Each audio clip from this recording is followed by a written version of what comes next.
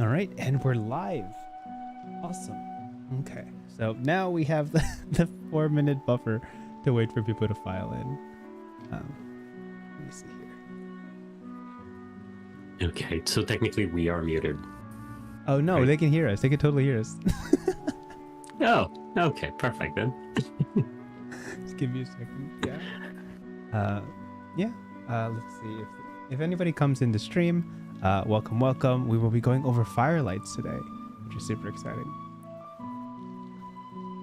Actually, I'm gonna tab off the. Chad will hear this, but I'm gonna tab off the share screen for now because I'm getting a little bit of static. But I'll see if this fixes it. Give me a second.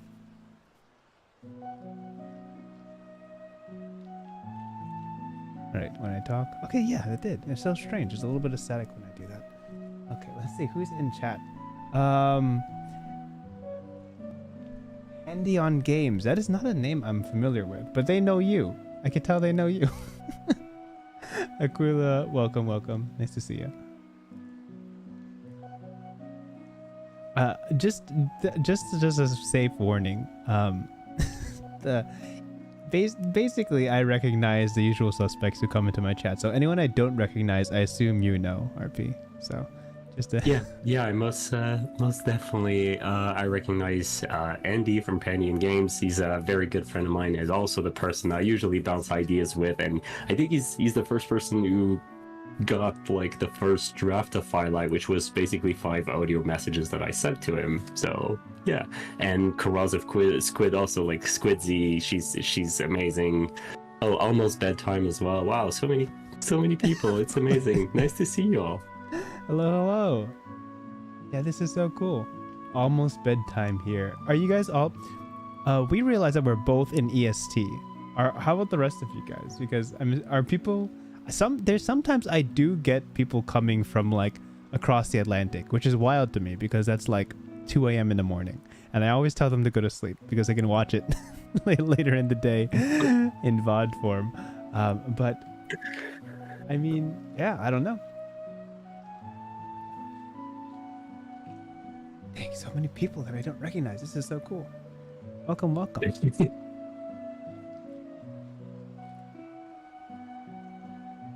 in Phoenix. Oh, nice. Almost Bedtime is the name of their podcast. Oh, you have a podcast. That's so wonderful.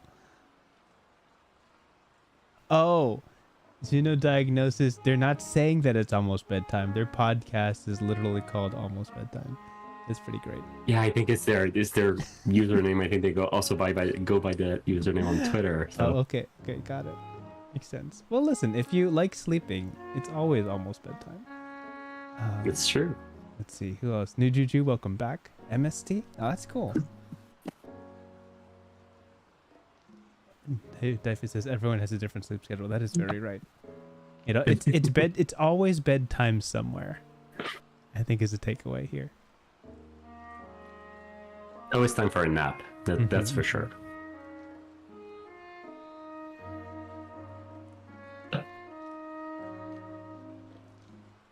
Okay, we're almost into this. We got just a minute left before we're gonna jump in.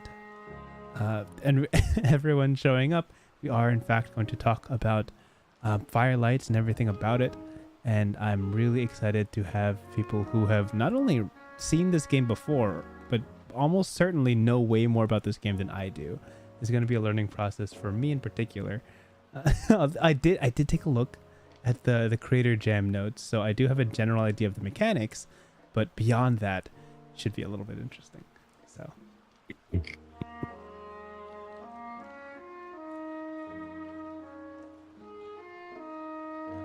Okay, and with that, it is time to begin. Welcome everyone to a stream about the game Firelights, a tabletop role-playing game written by none other than our special guest today, RP. Could you please introduce yourself to the people who don't yet know you in the audience? And this might be a situation where there's more people in my chat who know you than know me, and that's very funny to me. But for the select few, please introduce yourself. Yeah, sure. So, my name is René-Pier Deshaies. I'm a tabletop game designer and software engineer from Quebec in Canada. And yeah, usually everybody calls me RP. And you're right. I think there's definitely a lot of people I recognize in the chat, which is amazing. Thank you all for coming. But yeah, I'm a game designer. I've released a couple of games, a couple of SRDs that people tend to really like, and yeah, that's pretty much it. I go by Firelights RPGs as my publishing studio, but it's basically me and a bunch of friends who read my like very weird notes that I send them, who are giving me a really a lot of help as I'm designing those games. But yeah, that's me. That sounds fantastic. Okay, so there's a couple things I want to discuss here, or at least bring up. I have to let everybody know that there's the way I have found Firelights and the way I find most tabletop RPGs as I'm slowly like learning about the greater sphere of, first of all, itch.io is a blur to me. And once I found that, it was like a never-ending hole of like hundreds of games that I didn't know existed, which is very fun. But Firelights continually, over and over again, over the past month, has shown up in my recommended, mentioned by my for reviews. It has been a presence on the Twitter sphere recently, for not only what it the design of the game, but also the Firelights Jam, which is happening in a few days, which we will eventually discuss. But I do want to ask you first, and sorry for people who want to delve into this game right away. I do want to press our special guest with a couple questions just to get to know them better. How did you end up working on tabletop RPGs? I know some people who it's kind of a sudden revelation to end up in this sphere, or did you feel it was more of like a gradual development to kind of end up in this sort of creative space? Yeah, it was basically like a bunch of stepping stones. Basically, like I played some TTRPGs, mostly like just D&D, like one or two sessions out when I was a teenager, and then completely like forgot about it. And then at some point I was talking with a friend, and then he talked to me about like that there were like other games than D&D. I'm like, oh, that's cool. Started doing some research, and then I discovered Fate by Evil Eye Productions. And then I was like, okay, this is a really cool game. It's more narrative, and it was more of my jam. So from there, it was just a bit before COVID, the COVID pandemic started, and then we wanted a way to play some TTRPGs with our friends online, and I didn't like the different VTTs that were available, so I decided to code my own, because my day job is I'm a front-end software engineer, so I was like, well, like might as well hit two birds with one stone. So started designing my own VTT, and eventually started building this really cool community around my work. And from there, started releasing more and more features. Started gathering like this little Discord server, which is now like 800 members strong or something, which is amazing. And then at some point I had an idea where I wanted to try something different than Fate. I loved Fate, I still do, but I wanted to try something that I had some issues with it. I was like, maybe I can try to correct them myself. So it was like the first time I decided to homebrew something. So I took the Forge in the Dark engine and decided to take a spin on it to try to make it simpler and generic, to try to use it into all the different settings that I was playing with my friends.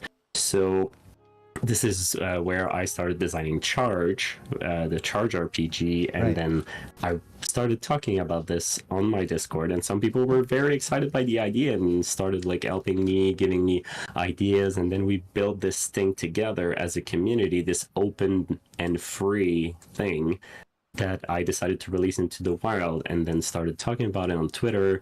People loved it, and it got covered in a Dicebreaker article, which was like completely fantastic, especially as like my first game. And yeah, then the rest kind of like snowballed from there. Started releasing more content, started continuing to build this community, meet very, very kind and nice people, releasing other systems. I'm really system oriented in general. I like designing mechanics that reinforce themes. So when I find a theme that I like to design a system around that theme, which is what I did for Charge, what I did for Breathless, another system that I designed, and what I did for Firelights. So that's kind of like the design journey that led me here. Okay, so let me just confirm, because I'm trying to work out a timeline here. When did you start? And I know you started off with homebrew and in understanding systems that you of games that you like to play, but when did you start working on entirely new, separate, independent games? When did that happen? What is the a month, year-ish kind of range? So Charge, which was like kind of like an act of something that existed already. I started in August of was around like a year and a half ago, a little bit more than that. So August 2021-ish. Yeah, exactly. So that was the first thing that I released on itch.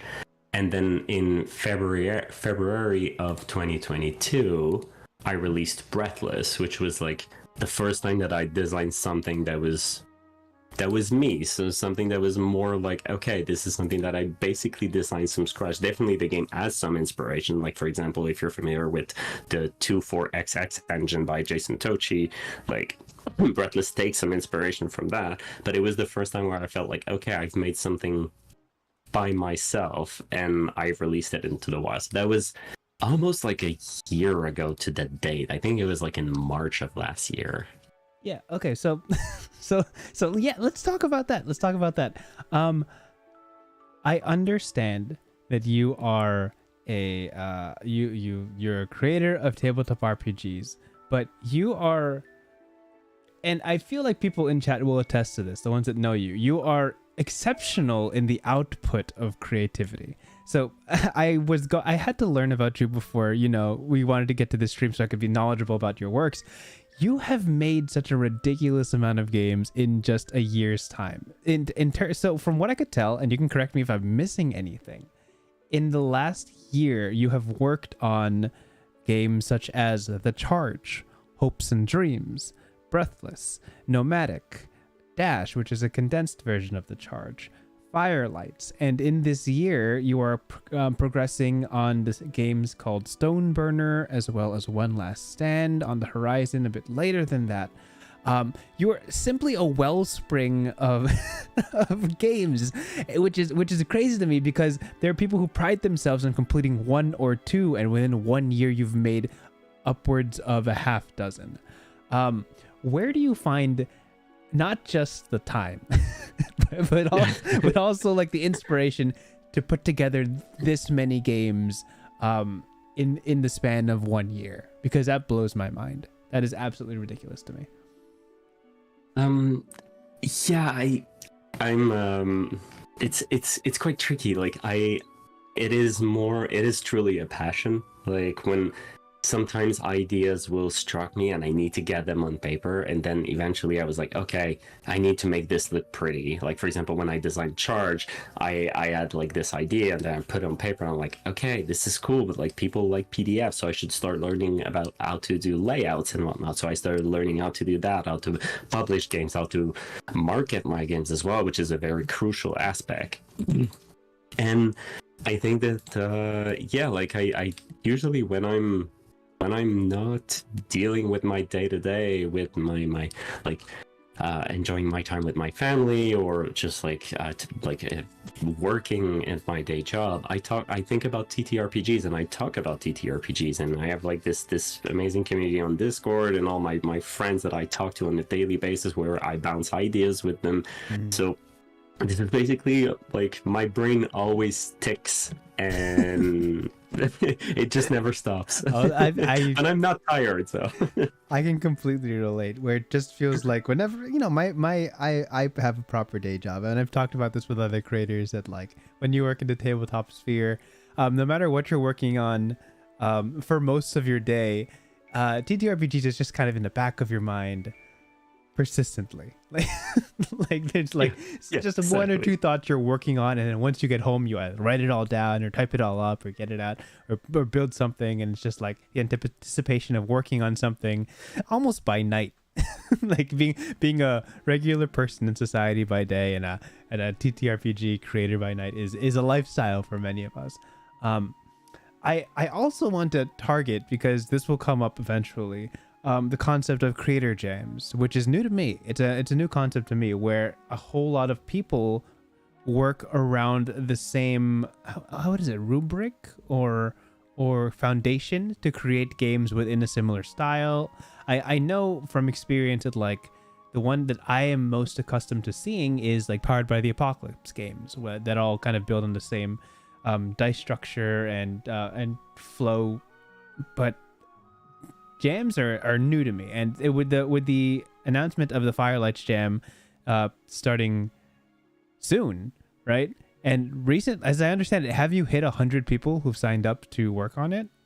Is that happened? Yeah, Because we you're at just- 99 Yeah, before the yeah, stream. we just did like this morning. We got, or later in the day, we got 100. So we're at 102 people who've joined the jam, and the jam starts on March 1st. So like just a day and 3 hours before it launches, we reached that 100 milestone. But yeah, that's completely incredible, actually. That like to have seen the response of people like loving Firelight so much that like their own brain started thinking like, okay, I can actually build my own thing, my own game based around this system. Yeah, you're right. Powered by the Apocalypse, so it's one of the one of the great systems out there where you can build upon on top of like, well, you've probably, I know your channel is really it used to be a lot of things around like D&D. Yes. So D&D has its own SRD, right, where you can release content compatible with 5e. Of course. So Yeah. So yeah, oh, sorry, go ahead. But it is such the stark difference, because when we talk about like Dungeons and Dragons SRD and your 5e compatible content, anything you make under the 5e banner is pretty much 99% of the time going to be used in Dungeons and Dragons, right? But when I look at these kind of, it's almost like families of systems, where Powered by the Apocalypse, not everything builds into Apocalypse World, but there's also Monster of the Week, there's also Masks, there's also like a whole lot of other games that are entirely separate ecosystems and entirely separate communities, which blows my mind. And the fact that you can just kind of do this and be like, hey, let's do a jam, and everybody's just going to build and use the same structure and build together simultaneously is crazy. That after this, it supposing that everybody in the Firelights jam creates something in the next 2 months, that's 100 new games that have been released into the world. Yeah, it's This concept was beyond me like 3 months ago. This was not something that could happen in my brain, and it is a wonderful thing, and I absolutely love it. So it is so cool. Could you talk a little bit about Firelight Jam in particular, and what that is leading towards? Yeah, of course. So like you said, like the Firelights, this tabletop role-playing game, all the text written in the PDF has been open licensed. It's available under the CC BY license, which means you can just copy, paste, adapt, change, delete, whatever you want to do, as long as you give FireRPG's attribution for the work. So you just need to say, this thing is based on Firelights, which was released under the open license, and that's it. You can do whatever you want from there. And if you want, you can use the nice logo that I've made, guided by Firelights. So instead of Powered by the Apocalypse, the moniker of this system is guided by Firelight. So you can take the system and take it into completely new directions. So for example, like there's the illustrator for Firelights, Gali Pijot, actually is working on a game right now, which is like a pretty interesting, where it's about like a driver stuck in the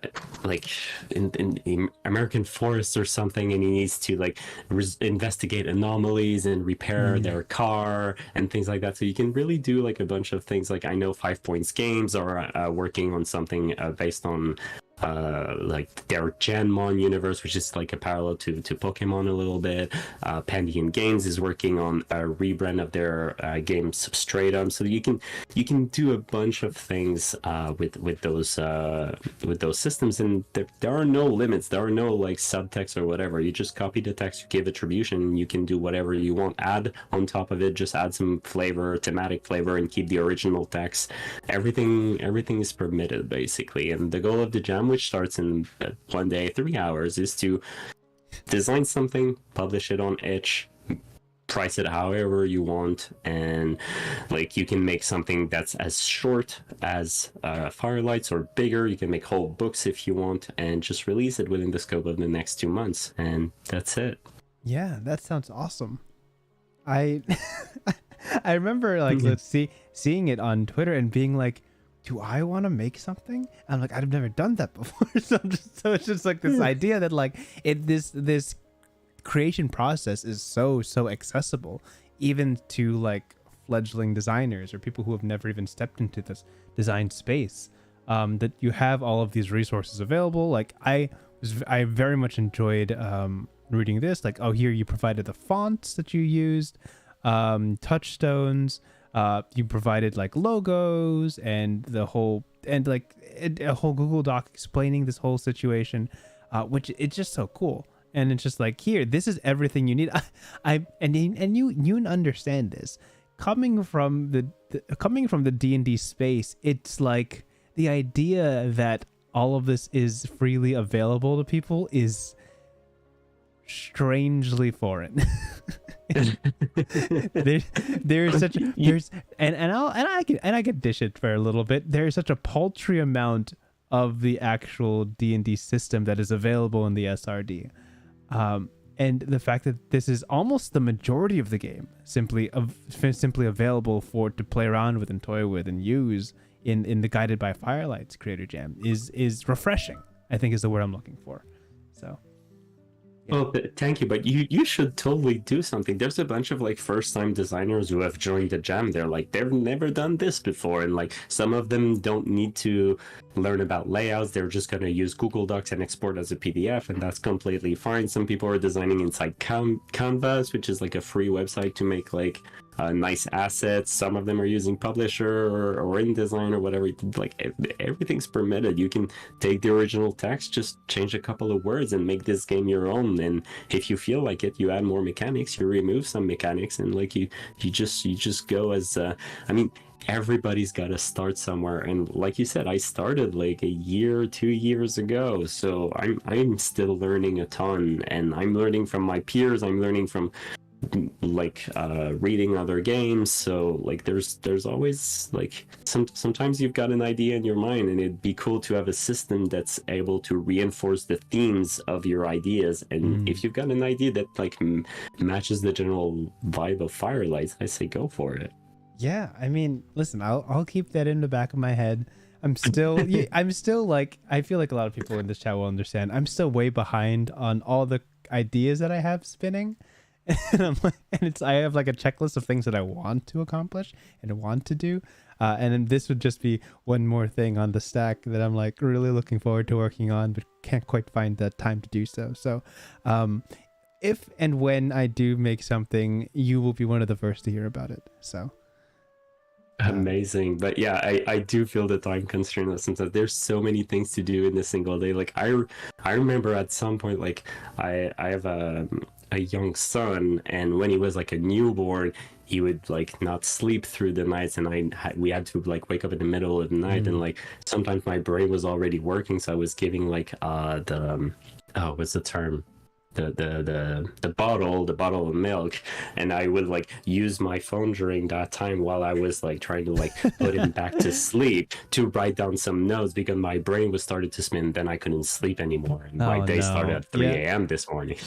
No, I feel that. This morning I was up around 4 a.m. this morning just rendering videos. I'm like, I gotta get these videos going.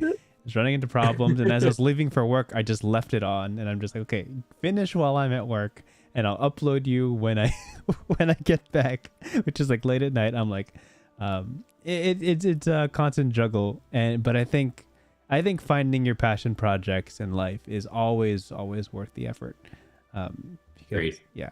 So we've wandered a bit and talked about just creating in general and the wonders of it, but we should probably jump into this, what people are here for, which is talking about the Firelights tabletop RPG. So I'm going to show that on stream, and I did not exaggerate in my video description. You could see right up here, it is 2 pages. 1, 2, and that's it. That's everything. So front and back, 3-fold pamphlet. You have the entire game in your palm. Is there like a specific appeal to this, to it being what? So I'm actually want to press this. A lot of, I've read a lot of really long tabletop RPGs. Whenever I open up a PDF and it says 1 out of 642, I sigh. It was my immediate reaction to Pathfinder, which I read like a month ago. Not the entirety of it. I still haven't gone through it. There's still so much to read on that, and I'll get to it eventually. But when I saw 1 of 2, when I opened this, there was a release from me, a sigh of like satisfaction. I'm like, I could probably get through this pretty darn easily.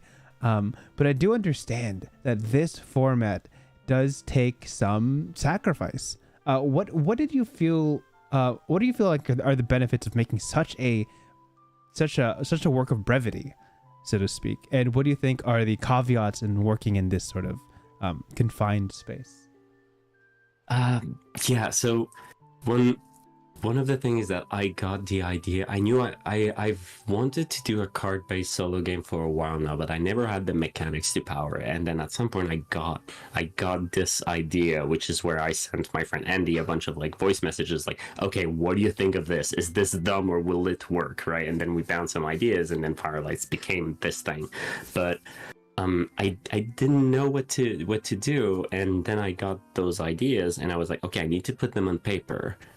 And I need to release this to see if people like it. And the thing is, I'm already working on 2 very big project games that are probably going to be 80 plus pages, like Stoneburner and Our Last Stand. So Stoneburner is coming to Kickstarter in like 2 months. So I need to release this. So to not try to stray from the path too much, I was like, okay, I've never worked in a trifold format before. I've done bifolds, I've done 1-page RPGs, but I've never done trifold. So let's do it in a trifold to try to learn how to play around with this.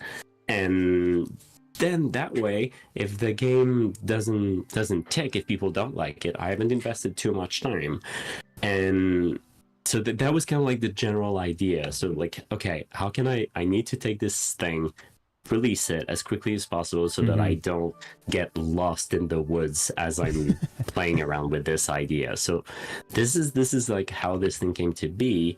But then there are definitely caveats in using a format like this. But I think those caveats are also what makes the game more accessible. So the biggest thing you need to remember when you're working in a very condensed format like a bifold or a trifold or a 1-page RPG is that every single word counts. Like, I'm not joking. In the game, if you scroll down on the PDF on the right side, there's a bunch of actions, right? So there's like confront risk, search for treasures, buy information, all of those. And then there are bullets, and those bullets say upon light, upon shade, upon darkness. Right. In early versions of the PDF of the game, this used to say there is light, there is darkness. And I had to remove there is and replace it by upon because I saved a couple of characters which were crucial for the layout to fit. Oh, so, absolutely. Yeah. Yeah, I did notice that there is quite prominent use of terminology. It's like you have to understand what this word means, and whenever I use this word, you can refer to this part of the document to understand what I'm meaning. So you don't have to keep repeating the words over and over and over. You don't have to keep repeating the definition over and over and over again. By the time somebody gets to this point in the PDF, they know what light is, they know what shade is, they know what fatigue is. Like, action and approach have meaning. So I imagine that is a great like space saver in this sort of format.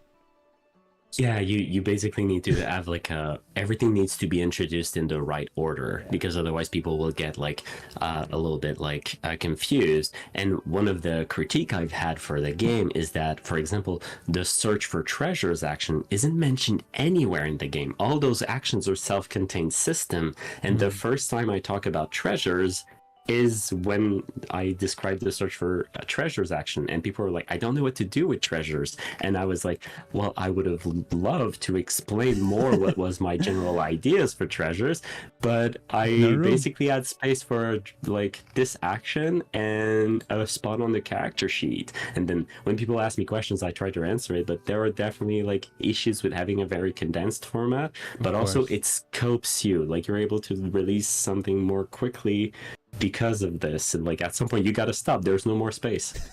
Did you ever finish writing something but want to add more and say, hey, I'm gonna shrink the font size just a little bit more?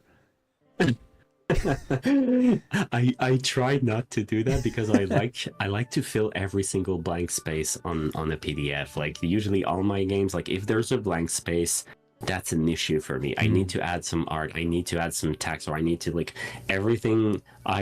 I make the text fit the layout and not the other way around. And Firelight was very much that from the beginning, which has been a challenge, but I'm happy with the format that it has right now. But yeah, there are some things that are a little bit harder to understand versus if I would have had more space. Got it. 830 to Awesome has a wonderful line in chat. This teaches good word economy. And I've learned about word economy from Twitter, because I trying to keep my thoughts on TTRPG space in 140 characters harder than it seems. But yeah, this is let's dive into this game and find out what it's all about. Should we start on page 1 or page 2 with this? Because I'm looking at this, and this has the art, but I don't really have context to the tables or the details or the approaches yet. Do you think I should start on page 2 with like what I'm doing, or do you feel like this is more important? I think we can start on page 1 with the middle column, where we just below the character sheet there's a little blurb that describes the lore of the game, which is basically most of the lore is written there, and then we can jump onto the other page. Awesome. So I'm gonna read this through. For generations, the departed have been trapped in their undead form all across the land of Penumbra, tormenting and plaguing our world. The Firelights who once guided the dead through the veil have vanished, but there is still hope. Their last cocoons just hatched right under the careful eyes of the protectors. You are the last of the Firelights. You must traverse through swarms of lifeless creatures, ignite all of Lion's old beacons, and lead the dead through the veil once more. Cool. I immediately get Hollow Knight vibes from this. Like right away. Which is not a bad thing. It's actually super cool. So this is like Apocalypse Survivor. This is like Barren World type of aesthetic, where the world you once knew is entirely gone and you are working to repair it as the last of your kind. Am I on the right track here? Yeah, most definitely. And like you didn't even know that the world was broken before being born, right? Like you just hatch and the world is still unknown to you. You're discovering it, but you also have this role that you need to like cleanse the world basically. Got it. Like guide the dead once more. But yeah, like most definitely. Okay. So with that context in mind, let's start getting into the mechanics of this game. And bounce over to page 2. To play this game, you will need the following materials: standard deck of cards without any jokers. This is a way to guide the story and its challenges. This is your story deck. When you use a card discarded, 2 6-sided dice. You will use these to perform actions in the narrative and get answers about the world. These are your action dice. I like how you bold things. It makes me understand that they're important, and it's helpful. Thank you. And a notebook to act as your journey book for log entries. Index cards or random slips of paper, a token of some sort, coin, poker chip, etc. Cool. So this is a pretty portable game, if I'm understanding it. I will, as in like, playable anywhere, but also like you don't need a big old battle map. You don't need like a box full of minis. Basically, all the tools for this can fit in like a backpack. Yeah, and also one of the things that was important when I was designing this was to I wanted the game to be accessible. So that's one of the reasons why it's a trifold. Like it's easy to print at home. You don't have to order a book online. You just buy the PDF and you have access to it. And the other thing was like, well, the mechanics that you will use, like sometimes it's harder for people to buy some 20-sided dice or like a D12 or whatever. So like, but usually you've bought some board games in the past and they probably have like a couple of 6-sided dice in there, and you probably have like a standard deck of cards that's like somewhere in your house. So I felt like if I only rely on this will also scope my vision for the game, but also make sure that like people can use standard like tools that they have access to in their house. Yeah, but I think the accessibility of this game is actually super important. I know plenty of people who are like, oh, I really want to get into this game, but I don't really want to buy the massive hardcover book. Do I need to buy things for everybody? Is there a subscription involved? There's a lot of games that have a whole lot of barriers to entry, and just having a deck of cards and 2 6-sided dice, especially 6-sided. If you said D8, people would be like, okay, I don't know where to find that. Yeah. Right. So definitely an accessibility thing here is fantastic. Let's see. So story deck, journey book, action dice. Cool. And I can find all of those lying around the house. That's wonderful. Great. To start the game, to play, make sure you have a couple of hours of spare time ahead of you. Shuffle and place your story deck on a flat surface and gather your action dice. Okay. How long would you gauge a normal game lasting?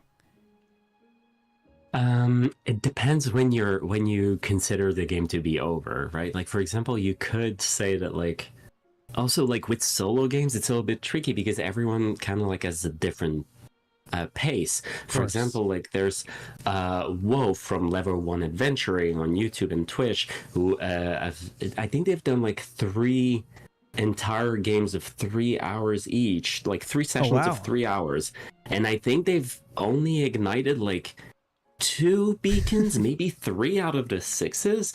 And I know some people go through solo games very easily and they don't do as much narration and just use the mechanics and kind of like move forward with the map. So I think it's like I thought about including like, oh, this game will take between like 2 or 3 hours or whatever, but like because it's a solo game, I feel like it's so different from one person to the other that it's hard to put like an actual playtime on it. But it also depends like if you want the game to be over when you ignite all 6 beacons, or if you say, oh, I've ignited 2, this was fun, I want to play something else, right? Yeah, that's valid. Yeah, you can as someone who's been playing through a game based on anamnesis, which is almost entirely prompts, basically just one prompt can take 5 minutes or a whole hour. Like there's no way to predict how long that's going to take. So I totally get it. But I guess it is good to know that this game could last a while if that's the kind of game you're looking for. So let's see. Next section is creating your firelight. Choose your name and preferred pronouns. Your character has 3 approaches: forceful, patient, and quick. Assign one a +2, another with a +1. The third defaults to a 0.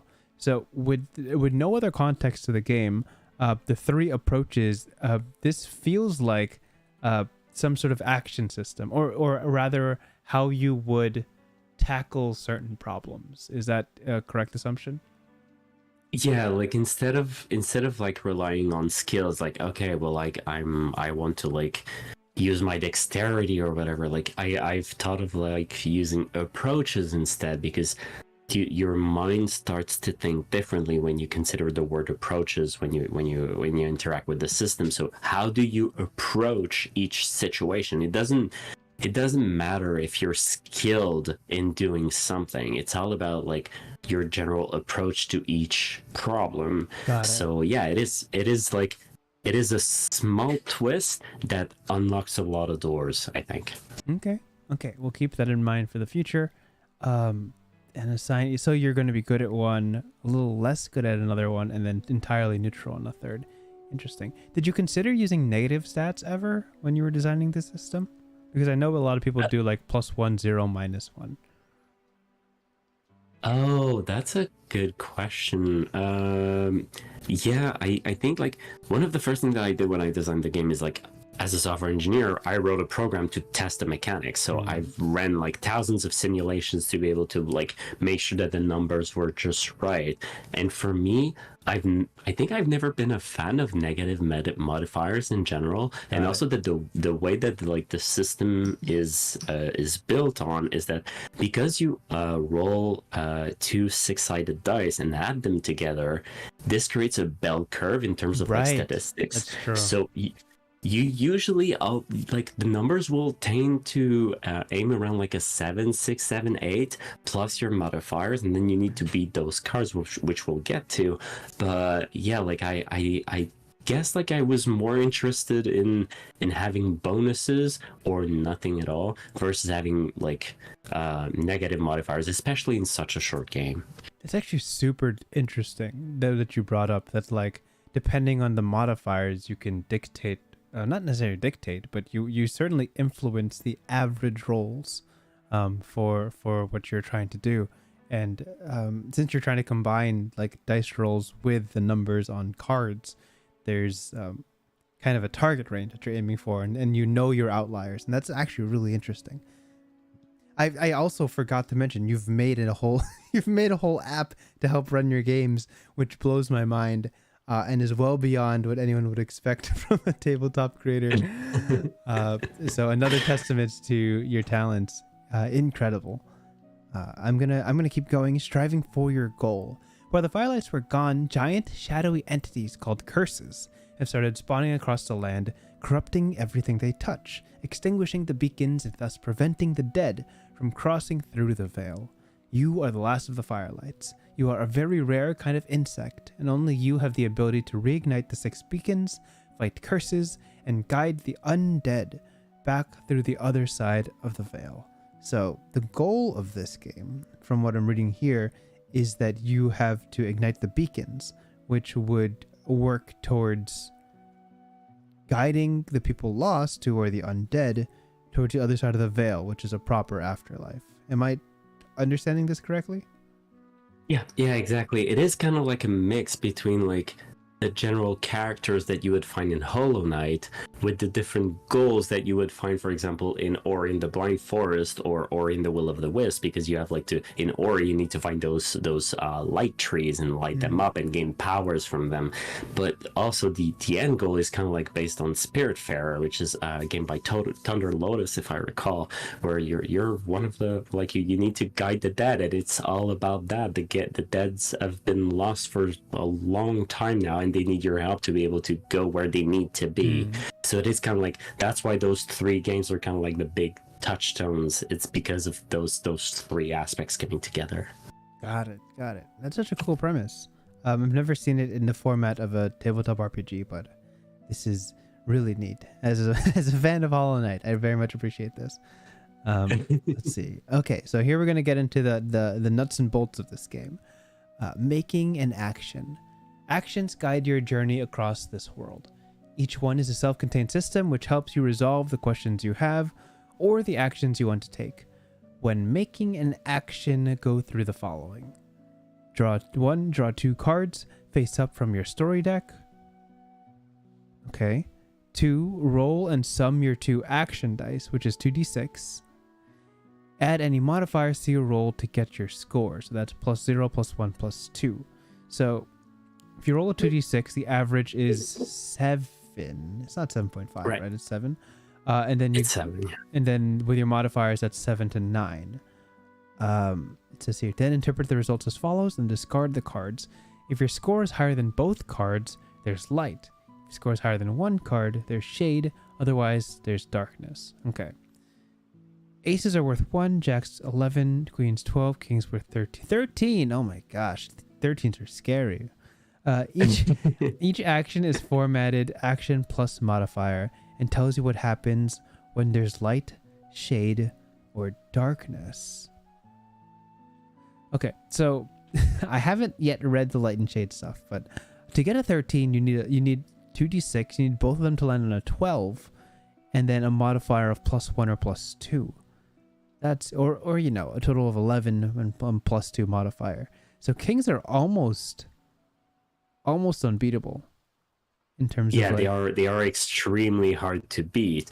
But like one of the things that I like in general with RPGs, and that's something that I don't like with, like, sometimes you'll have systems where the system is really like binary. It's like 7. Most things usually end up around shade.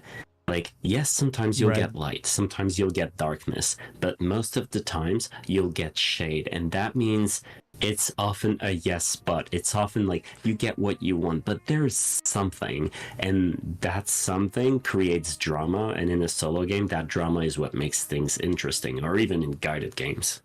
Yeah, that's fantastic. I think what still remains to be seen is what it means when there's light, shade, and darkness. I know in Powered by the Apocalypse games, like 10 to 12 is perfect success, 7 to 9 is partial success, and 1 to 6 is failure, and or GM decides. So I'm curious as what these mean, and I'm sure we'll find out soon enough. But I like this. I like this fusion of drawing cards from the deck, rolling 2 action dice, and then comparing that to the numbers that show up.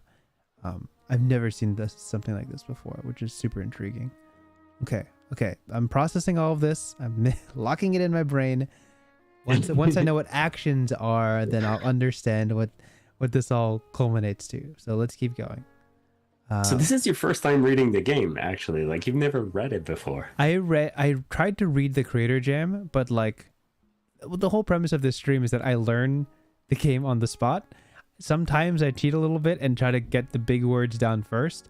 But in terms of like the premise of this game, I truly don't. I like the process of learning and understanding how intuitive it is, like on the first read. Some books are just not intuitive at all. Some books take 30 pages to finally get to the nuts and bolts, and it's just like, okay, wait, like what was I reading all of this for if I just wanted to play the game? But this is cool. Okay, let's see what this looks like. When you start the game, draw a card from the story deck. Story deck is a deck of 52 cards. Cool. And place it face up in front of you. This is where you are right now. Oh, so it's like a location.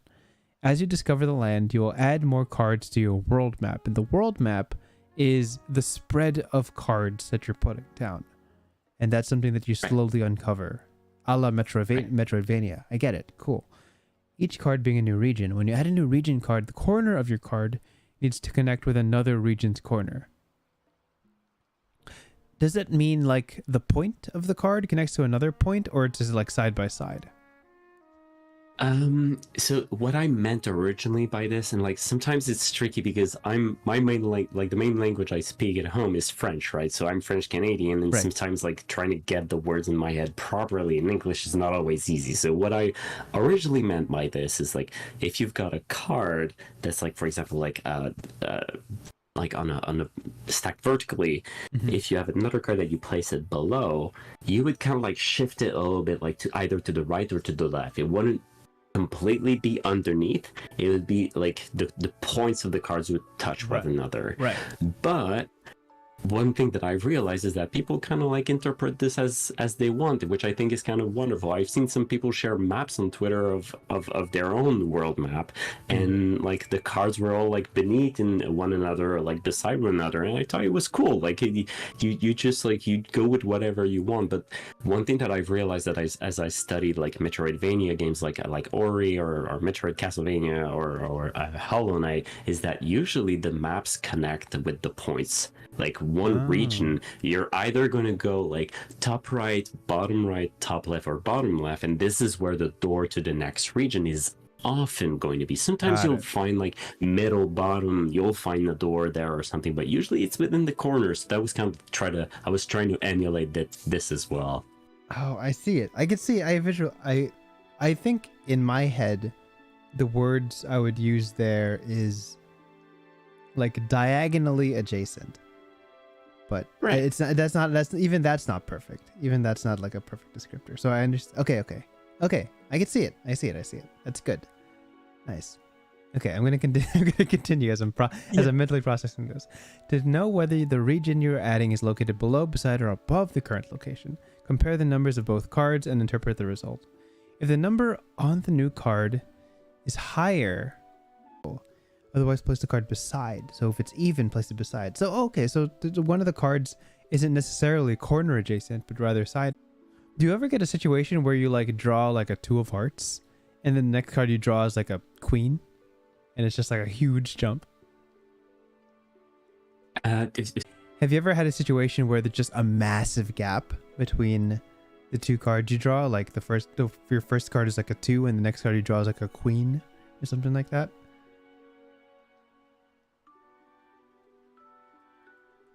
Yeah, like it's usually like when you expand your map, you're gonna draw 2 cards, and then depending on the action, one of those cards, like you'll either add oh my god, am I forgetting how I wrote my own game? Give me a second. I need to Do you want me to scroll over? Yeah, okay, all right. I get it. So no, all good, thank you. But yeah, like when you expand your map, when you discover a region, it's possible that you're going to discover like 2 different regions, or maybe you'll discover either one of them. So when you discover a region, if you discover the 2 cards, if one of this card has a number that is higher than the one of your current location, you place it above. If it's the same, you place it beside it. If it's below, well, you place it below. If it's under, you place it below. So if you add 2 cards, you'll need to do that twice. If you do that, if you only place 1 card, like let's say for example, your current card is like an ace with a value of 3, and you've drawn 1 card. Well, you've drawn 2 cards, but the result of your action, which we're going to see later, says that like, okay, well, you only need to add 1 of those cards to your map.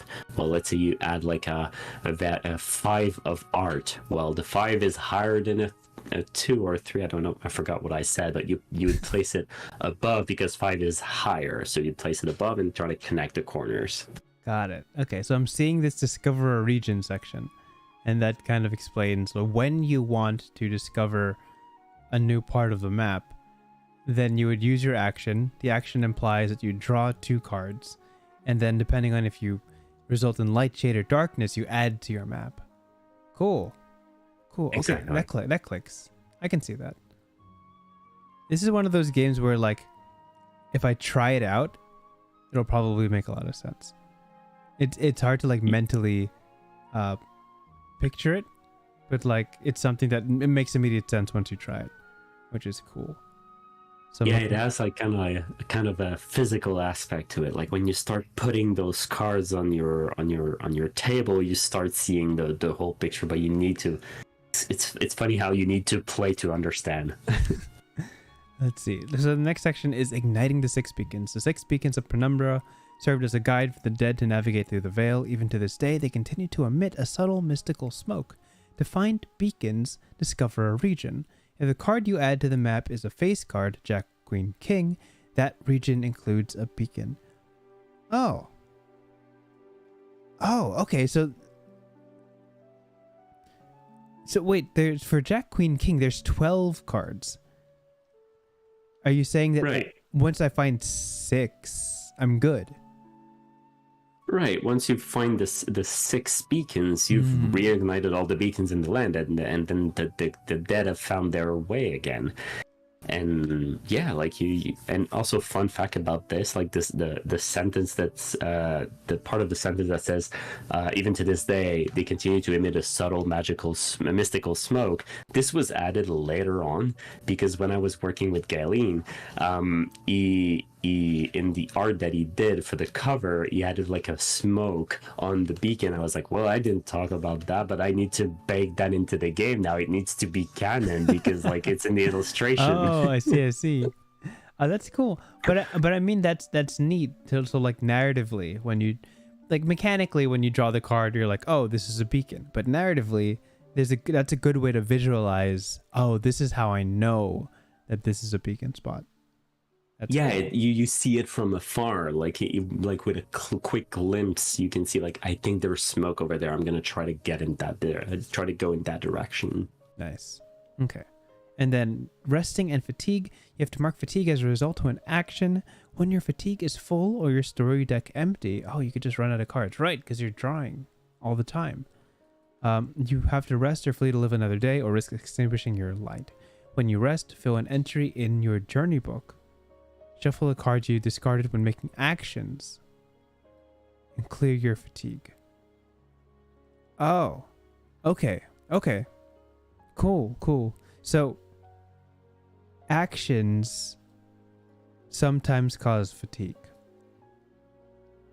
And fatigue. Exactly. And then when your storybook is empty, either from doing too many actions that cause fatigue or just drawing so many cards through actions, you shuffle those cards and in doing so clear your fatigue and open yourself up to new actions. And this, when you rest, you open yourself to this is an opportunity for narrative storytelling, in which you recap what you've gone through, kind of the adventure so far, and narratively explain the adventure, so to speak, in a way that is permanent on record. Yeah, it is kind of like the journaling phase of the game. And I think that like one thing that's like particularly tricky about this game is like the gameplay loop sometimes is very written, like it's written in the game. It's like you go through those 5 steps and then you repeat them until you complete the game. But with Firelights, the gameplay loop is dynamic. Sometimes actions interplay with the mechanics, and it's kind of like the loop goes into like a weird shaped circle. It's like go to this action, mark fatigue, and then go there, ignite the beacon, do another action. And it is like that's why I said like the gameplay loop is trigger based, and that's one of the things. Like sometimes you'll have to mark fatigue, and when it's full you'll have to rest. And also like as you expand your map, your deck is also getting shorter. Yeah, so you like as the map expands, you'll have to rest a little bit more often. Interesting. So this is the second time where like the statistics of the numbers behind the game power the narrative, which is super cool. Where the way you just explained it, the bigger the map is, the less cards are, the more you'll have to rest, implying that your journey is getting more and more difficult. That is sick. That's awesome. Actually, I really enjoy that. That's one of those. That's something that if I were to come up with, I would have never have planned for. I'd have been like, oh yeah, I totally meant to have a fatigue system based based on the number of cards. Yeah, that was totally my intent from a narrative standpoint. Absolutely. But that definitely happens to me too, so don't worry about it. Like sometimes like, oh yeah, I've thought about that from the get-go. It was always the goal. Always the plan from the start. Okay, cool. So here we enter into the challenges. Encountering curses. If you encounter a curse, you may confront them. Build a stack of cards as described in the Fight a Curse action, which we'll get to. When the number of cards of the stack... Build a stack of cards. I don't know what this means yet. Build a stack of cards as described in the Fight a Curse action. When the number of cards of the stack matches the curse's strength, they perish. If you flee from a curse, their stack persists until you encounter them again. Oh, so there's like permanent damage on the curse even if you leave. Okay. Yeah.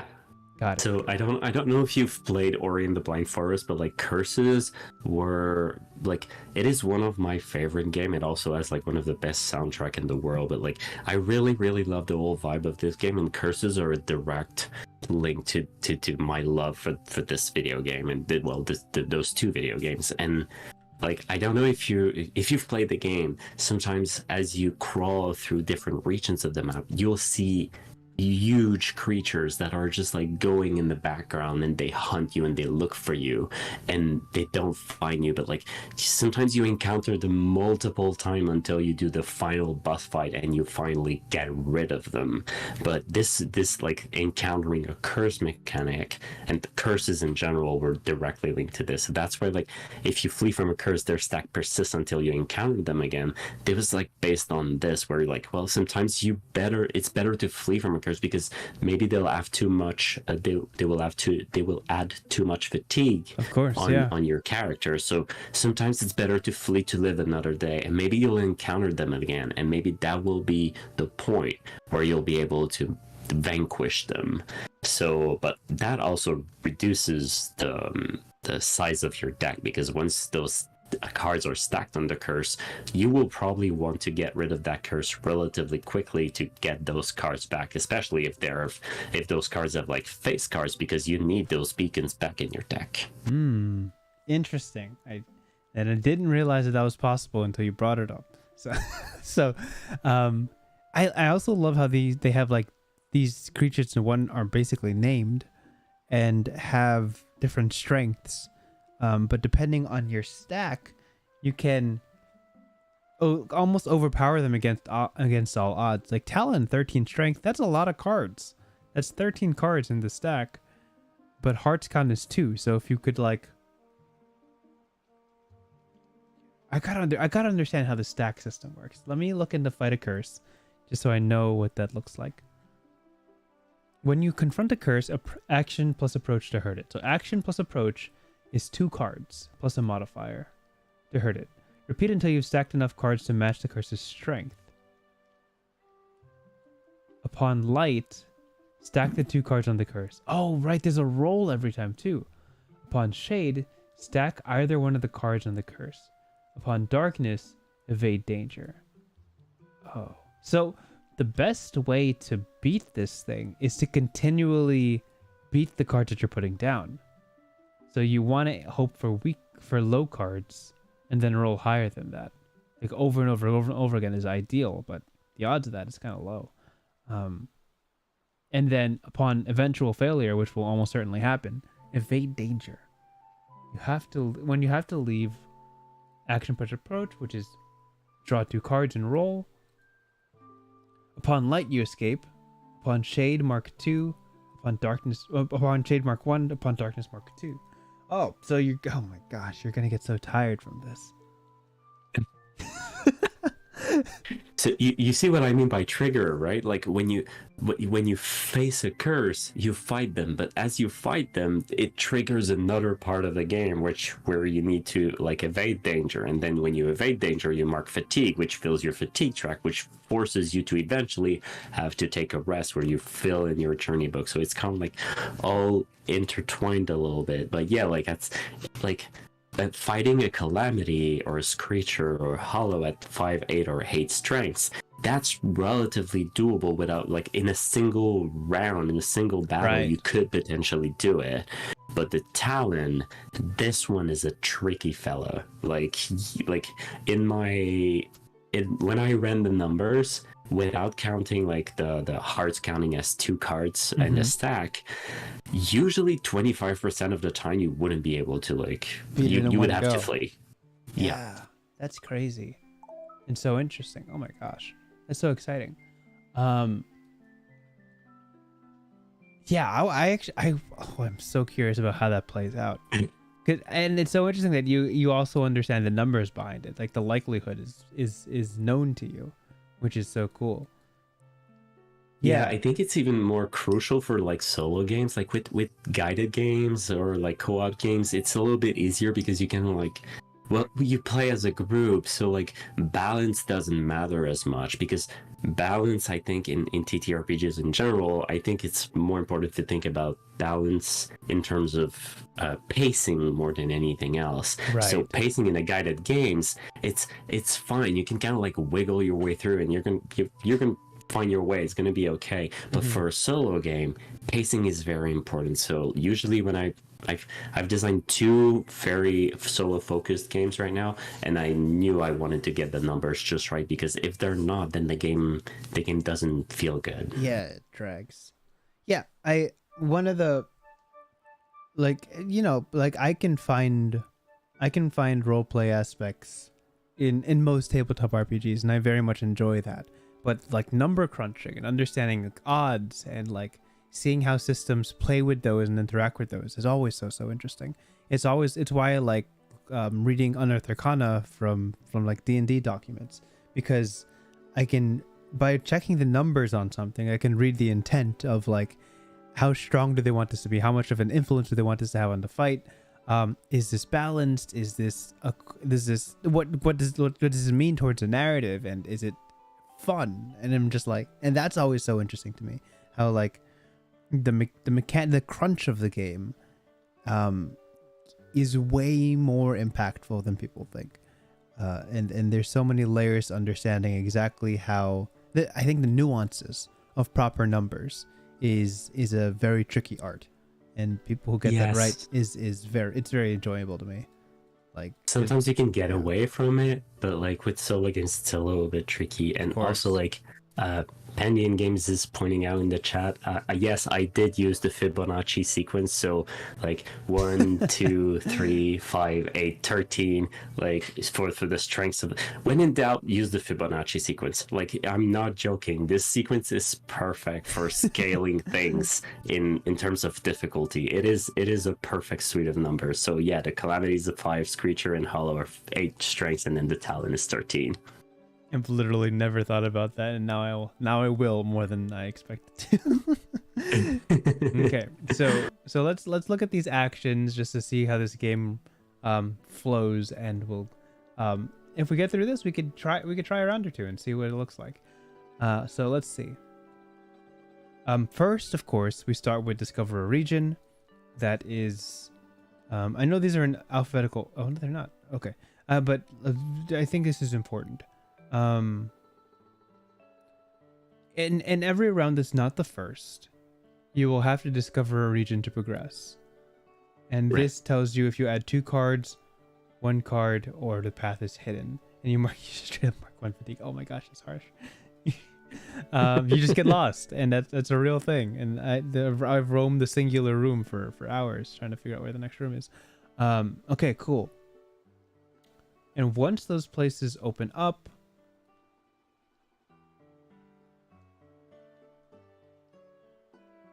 I'm trying to figure out what would be the next logical step here. Fight a curse and evade danger are paired.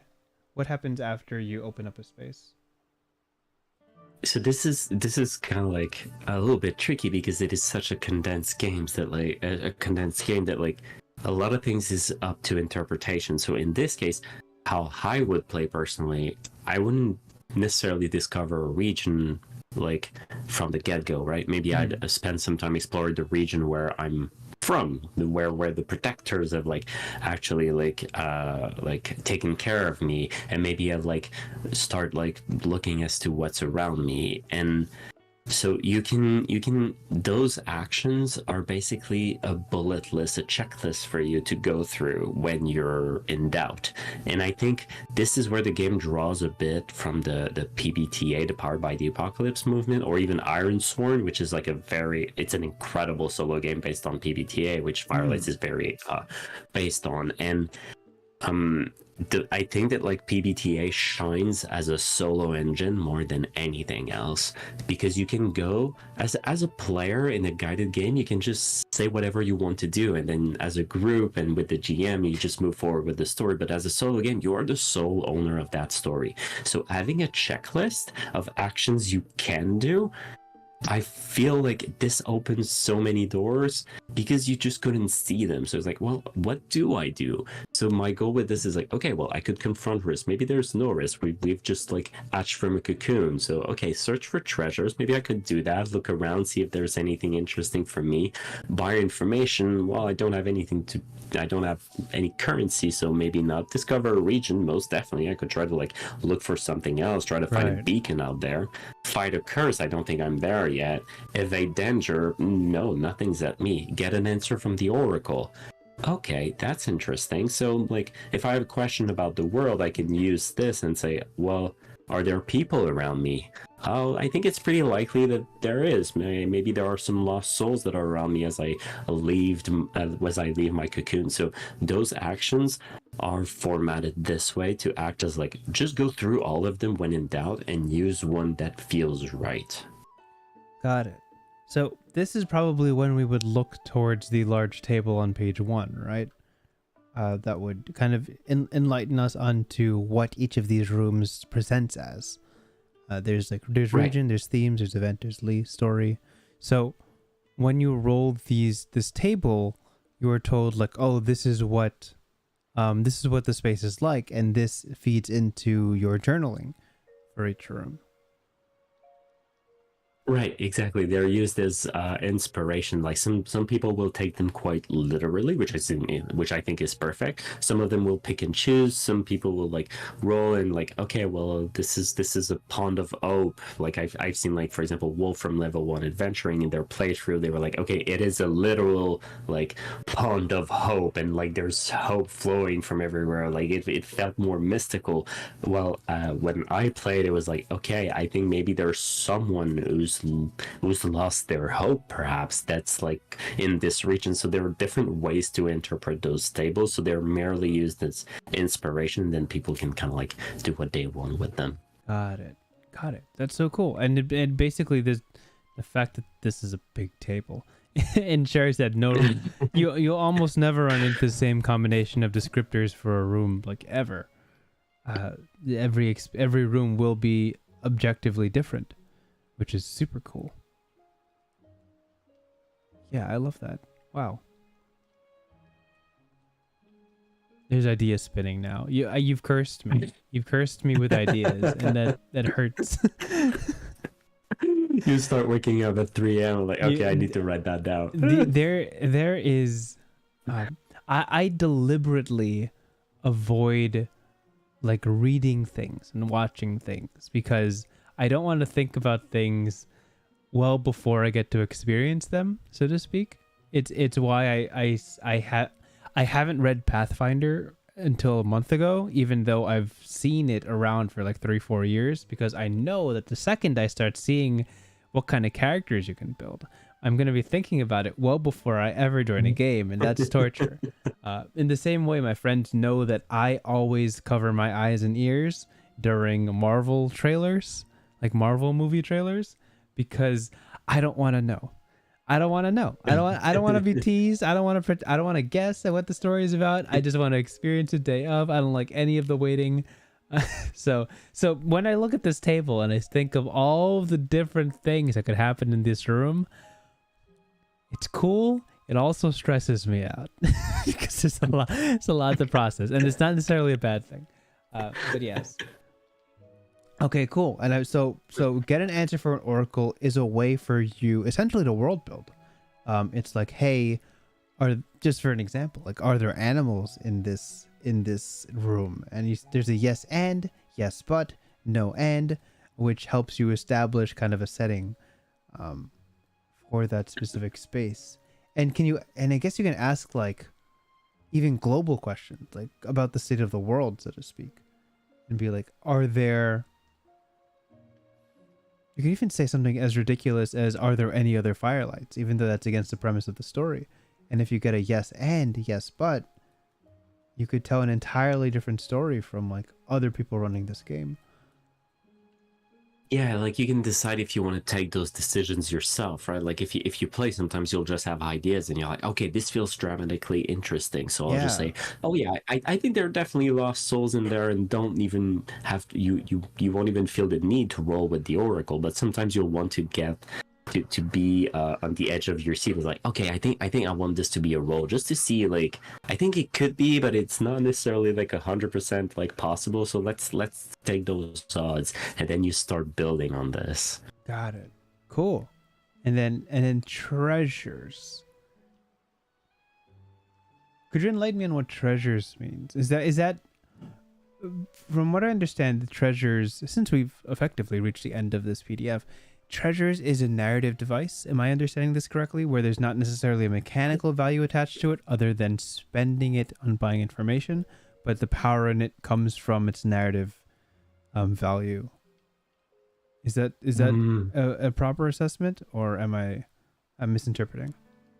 No, I think you're 100% right, but I think I would add that there's a hidden trigger for wanted to buy information.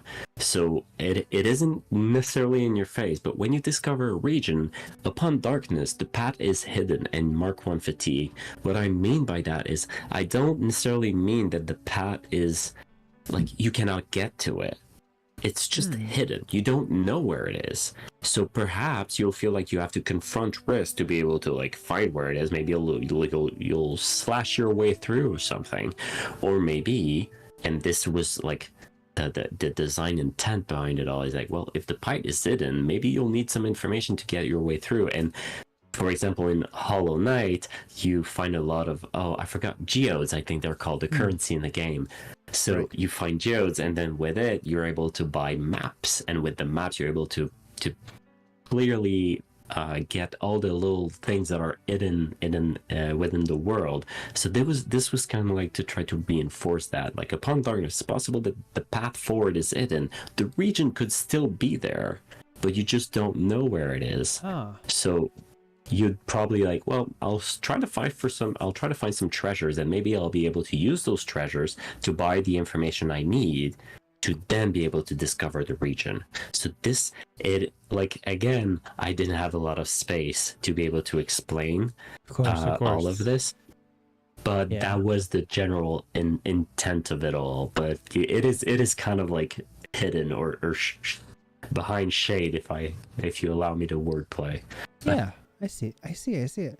Yeah, I'm recognizing the curse of brevity here. That this is something that absolutely could be fleshed out on, and there could be like a whole nother page detailing this if need be. But you also don't. You also don't need to explain it. And there's a value in almost less is more, where it is entirely up to the interpretation of the player of what these treasures stand for. Are they simple like geodes or gems, or are they like proper historical things? And the value of trading them for the hope of progressing forward is something that plays a very valuable narrative aspect, which is neat. Yeah, it offers like another vertical. Like, you don't always have to confront risk to do whatever you want to do. You don't always have to ask the oracle. Sometimes you're like, well, maybe I'll expend a treasure or two and try to get that information that I want. Yeah, I see it. And then confront risk is different from fighting curses, because I know fighting curses is here. Confronting risk is there an inherent guide to what risk might be, or is this more of an abstract concept? Oh wait, it is more of a... Oh, sorry, go ahead. No, you're good. Sorry. I just thought I saw something. Go ahead. Yeah, it is kind of like your catch-all trigger for like for when in D&D you make a check to see how things play out, right? Like if something is risky, when you act in the face of adversity, like for example, you're trying to convince a soul to follow you, perhaps, or maybe you're trying to like convince a merchant to give you a deal on those treasures. Maybe you don't want to spend all those 2 treasures. Maybe one's enough, right? Like, so, or when you try to maybe you try to get an answer from the oracle, and you're like, oh, has one of those cursed seen me yet? And then you get like, oh, and yes, and they're onto you. Okay, they're onto me. Well, I'm going to try to hide. So I'm going to confront risk to try to like hide from the curse, and maybe they'll go away.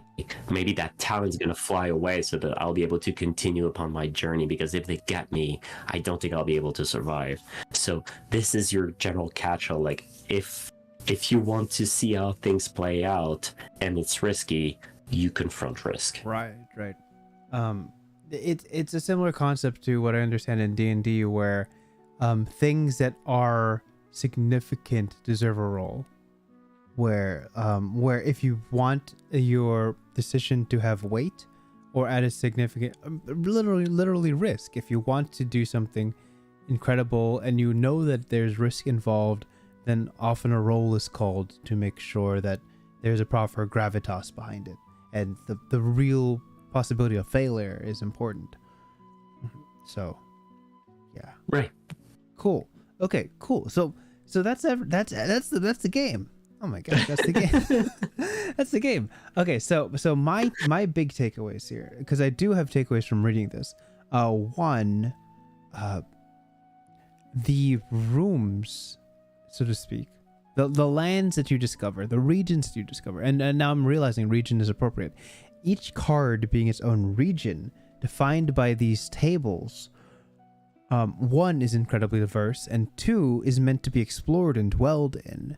This isn't one of those games where you find a room and rush through it as quickly as possible, but rather you utilize the room to kind of build out the story that you're going on, and recognize the value of how the world has either changed or stayed the same, or is surprising or new to you, or comforting and nostalgic. And there is a narrative value in every single card that you pull. I know some people who would take this game and try to speed run it, the same way you would speed run like Metroid, and just keep digging cards until you find the curses, you kill the curses, rest, fatigue, recover fatigue, and go again. And you can theoretically play the game like that, but the fact that the fatigue system is never a permanent end, but rather just a resting point that gives you time to reflect, tells me that there's more to this game than winning.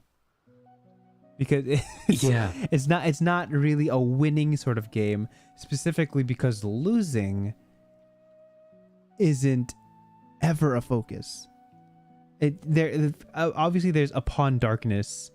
It can technically be counted as the failure point of this game, but the worst thing that can happen to you is you mark fatigue and you're left in the dark about what you were trying to do, and that's simply a point of trying again, not necessarily a point of full stop.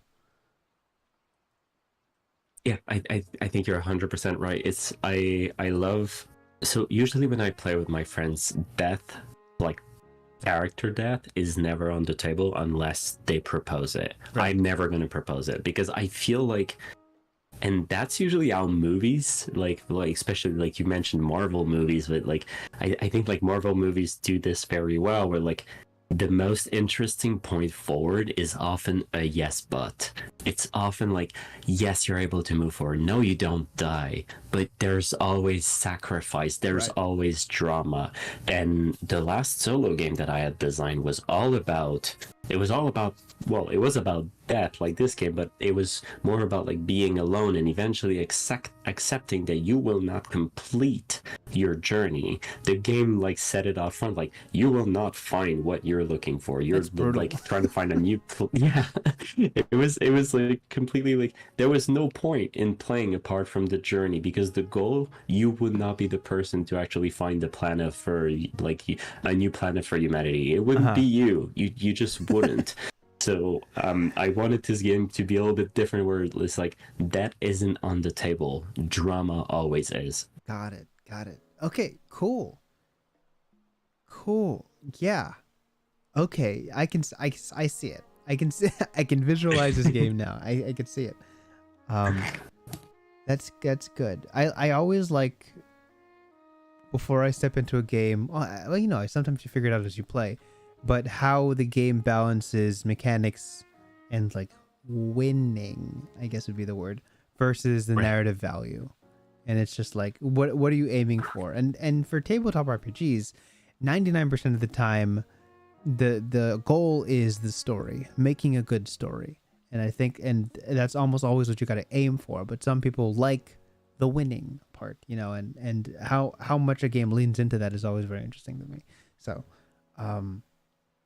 we're approaching the 1.5 hour mark, and I don't want to rush through this, but I do want to potentially try a card or two of this game. So from reading the Creator Jam, I got a general idea of how this should play out, and I did link you to what this tabletop looks like. So let's see what we could do with this. I'm going to bounce the stream over to Chrome, and I sent you the link of the tabletop, which is a very simplistic card game setup. So here, people looking and watching, this is a very straightforward example of a deck of 52 cards, a fatigue marker, 2 dice, and that's it. That's pretty much that's the journal is we'll work on it as we write. So let me see here. I'm going to write a description. Oh, we gotta figure out who this character is first. Let's do that. Bunch at the top. Details, names, pronouns, and treasures and fatigue we'll get to in approaches. Great. So, for this game, name and pronouns. Well, I think...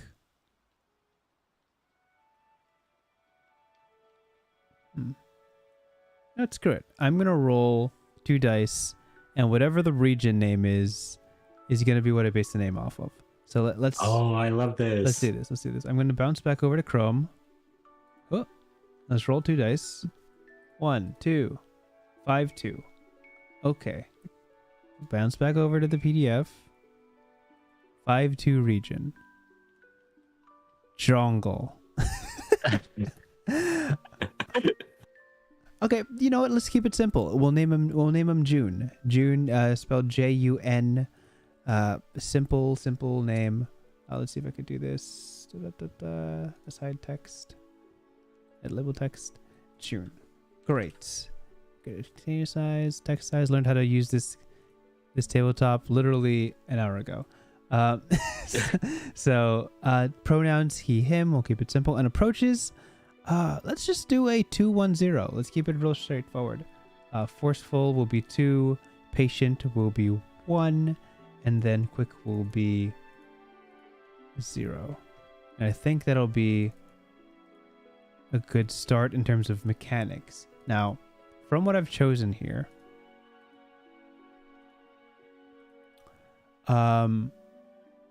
let's spell out a little bit of who June is. June is, as the setting would dictate, the last of the Firelights. He is a stubborn fellow. I think during his time in service of leading people to the Veil, things were very black and white for him. There is a simply life and death. When someone is about to die, the Firelights are tasked with teaching them of what they are to expect of the afterlife. And June is never the guy you want coming to your doorstep or sitting by your bedside. June is the kind of person who says, your life is soon to be over. If you have anything you wish to say to people in your life, say it. For as you pass from this world through the veil to the next, your words will be lost to time. There will be no more opportunities to treasure it. And he would leave, and that's all you would get. There's no consolement. There's no did you value your time here? It's very much cut and dry. This is the deal. And June waking up from his cocoon,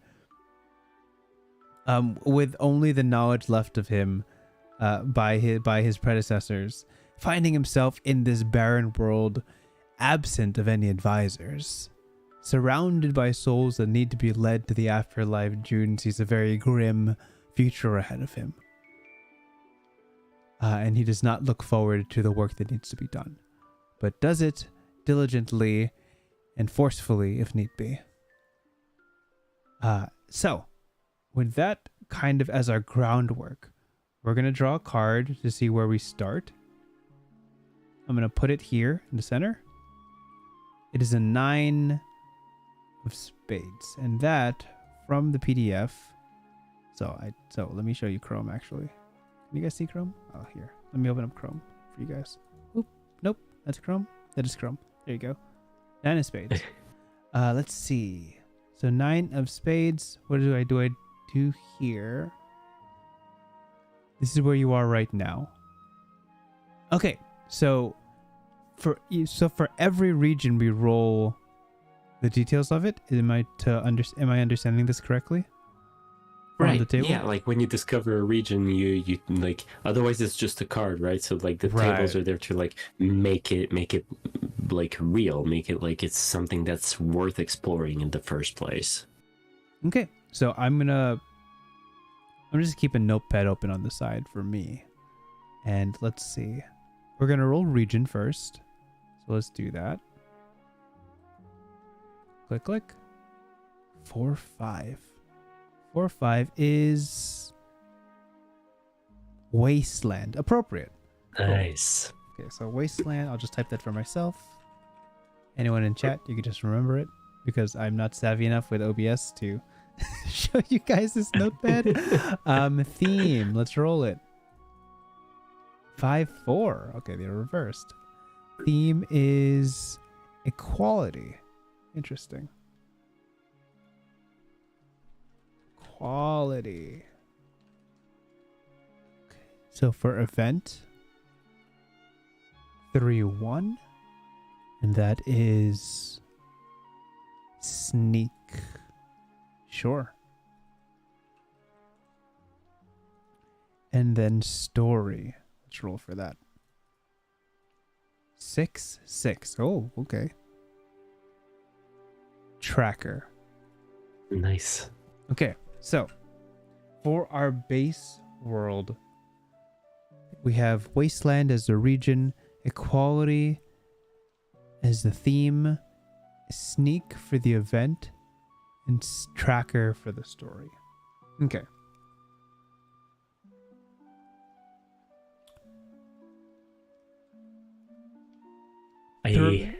To reflect on this, I'm gonna toss out ideas of how I think June processes this.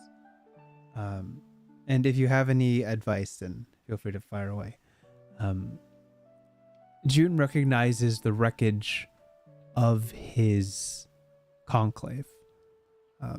The firelights were spread to various corners of the world, and the people that he knew, he was almost consistently one of the lowest ranked. He would report to his advisors, who had very lofty, peaceful ideals as to how to treat people passing onto the veil, and he was very brusque about it. And as such, as his ideals didn't always necessarily align with his mentors, promotion was never really an option. But as he stands alone in this barren space, surrounded by the low mutters and groans of the undead that roam around, he realizes that titles ultimately mean very little. In the work of the Firelights, there is no one who stands above the next. There is no pride, there is no status.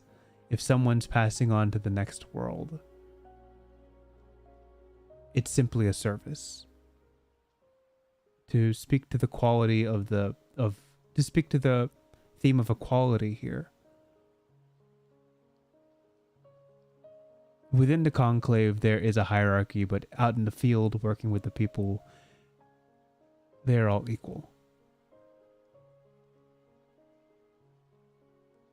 And realizing that June has just as much responsibility as his lost mentors before him, he realizes that there's work to be done here. The undead are populous. They are everywhere here. And it's not necessarily a space where he is free to sit and learn. So he takes this time and this opportunity to be stealthy, avoid trouble, find a space where he can learn more. But before he does that, he has to track down the details of what occurred here, what happened to his former mentors. So I think the logical thing for June to do here is to investigate the remains of his conclave and see if there's any clues as to the fate of this world. Is that a fair approach to this? Yeah, most definitely. I feel like I'm listening to a podcast of yours, and I'm not like someone who can talk to you. So like I'm already sold on the story, right? Okay, so I think I want to try at least one of these actions before I discover a region or try to go somewhere else. Right. In this world, what is the concept of the Oracle? Is that a person? Is that a voice? Is that like a deitic figure? What does that usually mean?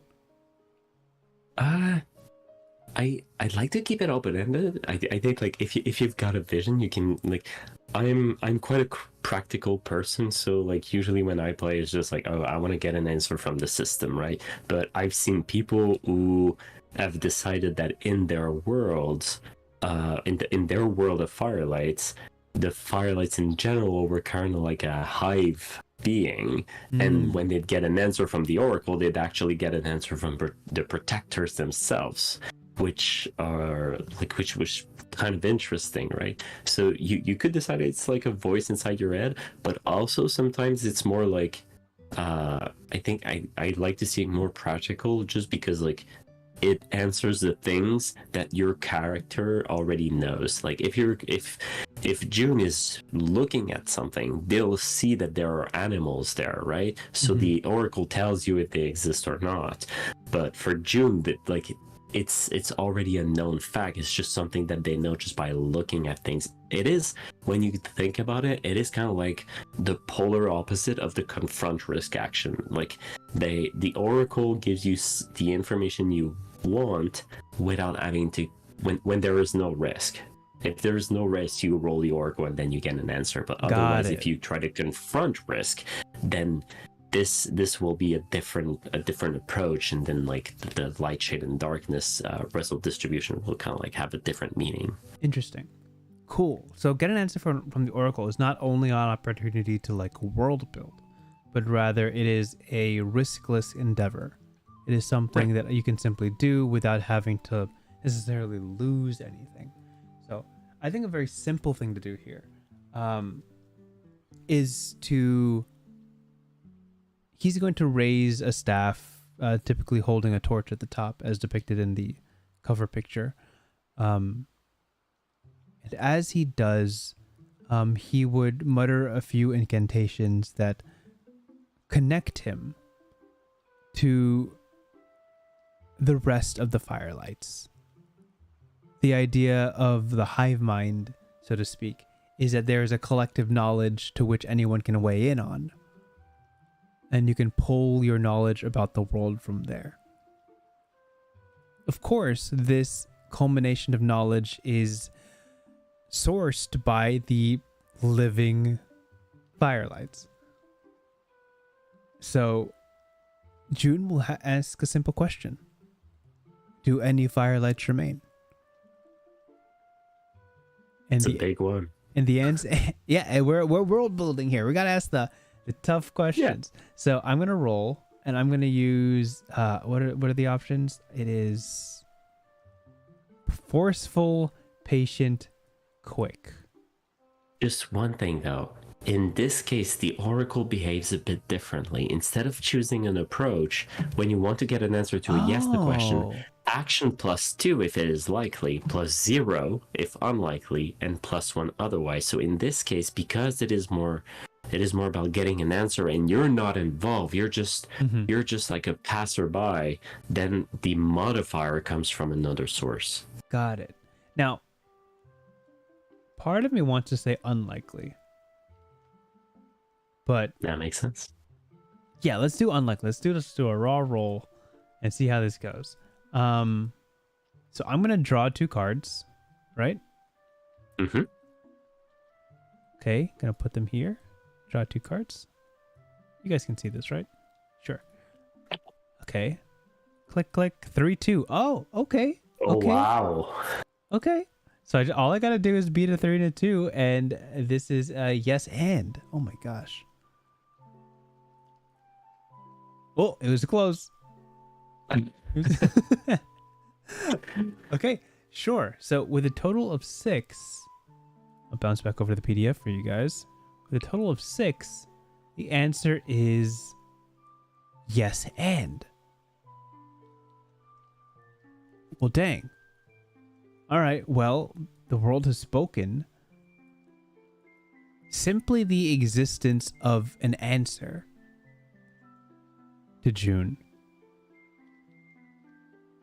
proves to him that there are Firelights out there. Granted, that's all he asked. He didn't ask for their locations. He didn't ask for their state of being, if they're alive, if they're sickly, brink of death. None of that is known to him, only that other Firelights exist.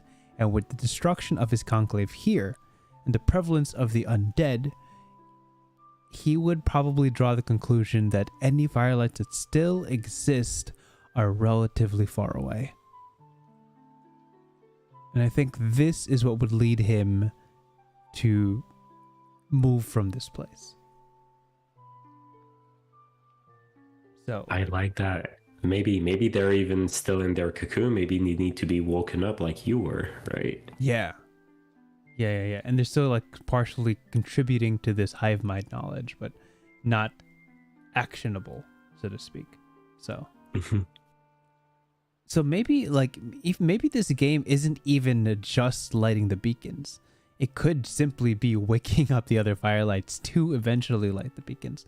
And I know here it says lighting the beacon is a Jack, Queen, and King, or at least finding the beacons. But I mean, in a solo play, you could change the meaning of these face cards, right? They don't necessarily have to be beacons. I think in this context, if firelights exist, if there are still other firelights, then the task of igniting the beacons isn't necessarily the most important thing, but rather just waking up the other firelights. Yeah, maybe it's about finding the other conclaves, the other places where firelights might be, right? So like, yeah, because the other thing is that perhaps that alone a single firelight is not able in your world is not able to reignite a beacon. Perhaps you need to be more than one, right? So like you can kind of like twist those things, because it's not because you find a beacon that it can be ignited right away. So there was a player who said in their stream that like to reignite a beacon they needed to help a soul. Right, so a soul that was lost, they needed to like help them a little bit, like in the game Spiritfarer, where you help someone who's a little bit lost before you can guide them like to the ever door, or in this case through the veil. So you needed a willing soul that would be willing to help you in igniting the beacon. You needed their magic in your staff to ignite it. And I thought that was a very, very cool twist, because even though you could find a beacon, it wasn't all mechanics, right? It wasn't like a speed through like you had called earlier. It was more like, okay, no, this we need something a little bit more interesting in there, which I thought was cool. Got it. Okay, so with that, let's try to discover a region, which is honestly what I'm most looking forward to. When you look for a new path, action plus approach to expand your map. So action means 2 cards. Approach means forceful, patient, or quick. You know, let's just do quick. I think quick is fine. Quick is a +0. I think June's in a little bit of a hurry to 1, get out of here, 2, learn more. So he's going to try to find adjacent regions. So I'm going to click these 2 as in potential new regions. I got to show you guys in chat. And I'm going to click them open. 1, 2. Oh, no. Oh, that's high. Wait. Oh, wait, no. Wait, I got to beat these to add them. Oh, okay. So I got to roll high. What did I already say? Quick? Oh my gosh, I've screwed myself. I got to roll an 11 to get the Jack and a 12 to get the Queen. Yeah. No mods? There's no way. Oh no. Okay, well, we're going to roll 1 die at a time. And if I get below a 5, it's already over. Okay, here we go. We're going to roll 1. No! It's over. Okay. Dang it, 7. Brutal. Okay, what happens when I don't get either? I don't know. Let's see. Discover a region. Upon darkness, the path is hidden. Mark 1 fatigue. And these go to discard, right? Like, so I don't even get a chance of encountering them for a while. No, exactly. So you'd have to like maybe find another way to like expand the map again. Like, well, find another way to know why the path is it and how you can cross it, and then from there you'd probably try to discover the region again, right? Like this is kind of like your retry path. Sure.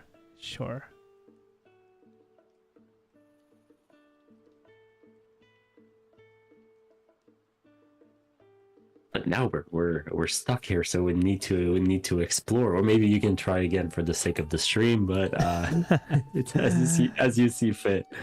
You know what we're gonna do? We're gonna try searching for treasures. I think in this moment June would try to look for some sort of map from his conclave and like be like, hey, I need to like I need to find my way out of here because all the landmarks are destroyed and I don't know how to get to the other firelights. So I'm gonna try search for treasures. And we're gonna do patient for this, as he kind of has to work through a lot of the rubble to find any sort of treasures. So I'm going to action, which is draw 2 cards and roll against it. Okay, I'm getting into the rhythm of this. Cool. I'm getting into the rhythm of this. So let's get 2 cards. 1, 2. Okay, good rolls. Good all I gotta do is beat a 4. Done. Great. That's good. So upon light I find 2 treasures. Good. Okay. Clicking. Okay, so June goes through the rubble, and just from the sheer quickness of like how simple it was, June calmed himself down and went through the remains of the library and archives and found a perfectly good map of the immediate surrounding region. With it, he also found what seemed to be rations to tide himself over for the rest of the day at least. He'll have to search more probably tomorrow, but he'll get to that eventually. With these 2 treasures, he's going to take the time that he has to nail down exactly where he needs to go next. And this is where I'm going to use buy information. Buy information is going to represent the time that June takes in a relatively safe space to find his next path.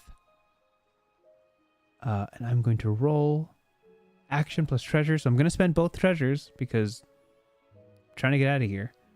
And action is going to be take 2 cards. As I continue to finagle OBS. There it is. These go here. 1, 2.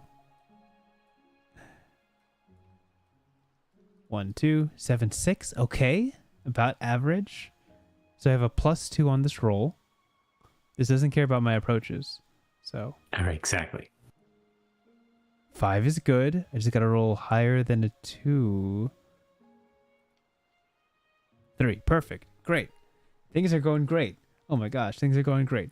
I get precise information from this, from the map in relatively good condition and the food that clears my head. I know the path that I need to take to get out of here, which is a rather precarious bridge passing over a northern river. I know that this leads into a forest, hopefully, if I remember correctly, that will take me on a wayward path to a firelight conclave, that we are probably the closest neighboring one. And I'll hold on to that knowledge, and I will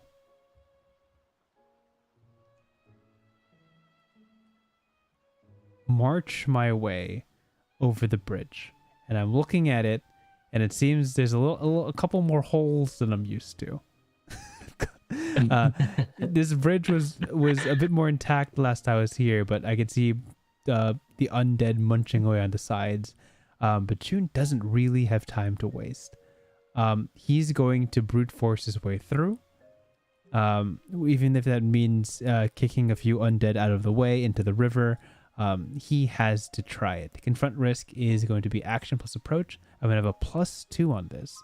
And normally I would dwell a bit longer on this, but I am doing this for the experience of the chat, and for the experience of the stream. Let's see how this goes.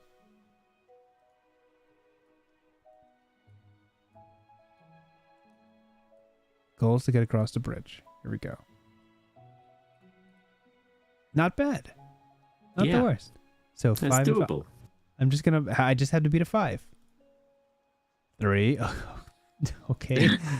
Spooky. Wait. I have a +2 to this, so this is perfectly fine. So I got a 5, and I just roll that. Great. 5 + 2 is 7. Okay. Full success. I found myself in a position where I can discover a new region. And I'm going to try looking for a region one more time. And hopefully this will take me to the next spot. If I remember, and this time I'm going to be patient, so a +1 mod on that. And just be very careful following this path. Now, don't screw me over, cards. Don't screw me. 8? Okay, kind of high, but it's fine. I hate this. Oh my god. Okay, I have a +1 this time. It's fine. I have a +1. I'll be good. All I gotta do is not roll a 1, and I should be good for at least one of these cards. Roll the first die. A 3. Oh my gosh. Okay. I'm already out of range for the queen. I gotta roll 3 + 1 is 4. I gotta roll a 4 or higher to move on. So stressed. 4 or higher. Big money. Let's go. Yes. 3 + 6 is 9. I make it to a new region. I'll place that right here. Oh, then.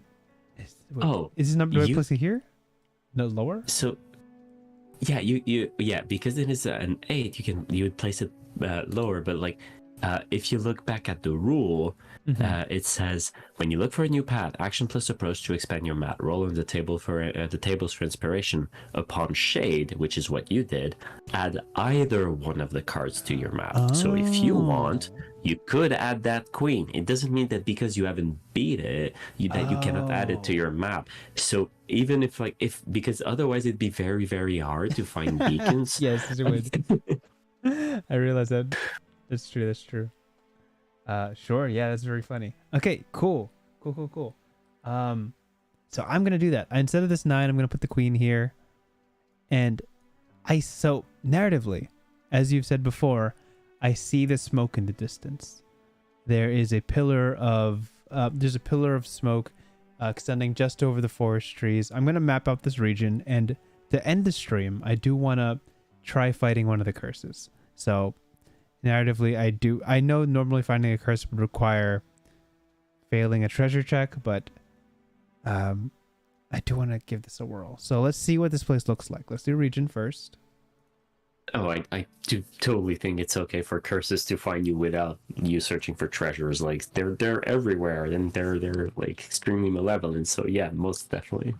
Okay, this place is this prairie, and I'm going to do theme. I think that'll be good for this one. Prairie 7, 6-1. Prairie Trust. Okay. Prairie and Trust. Great. Cool. Okay. Let's speak on what that means narratively.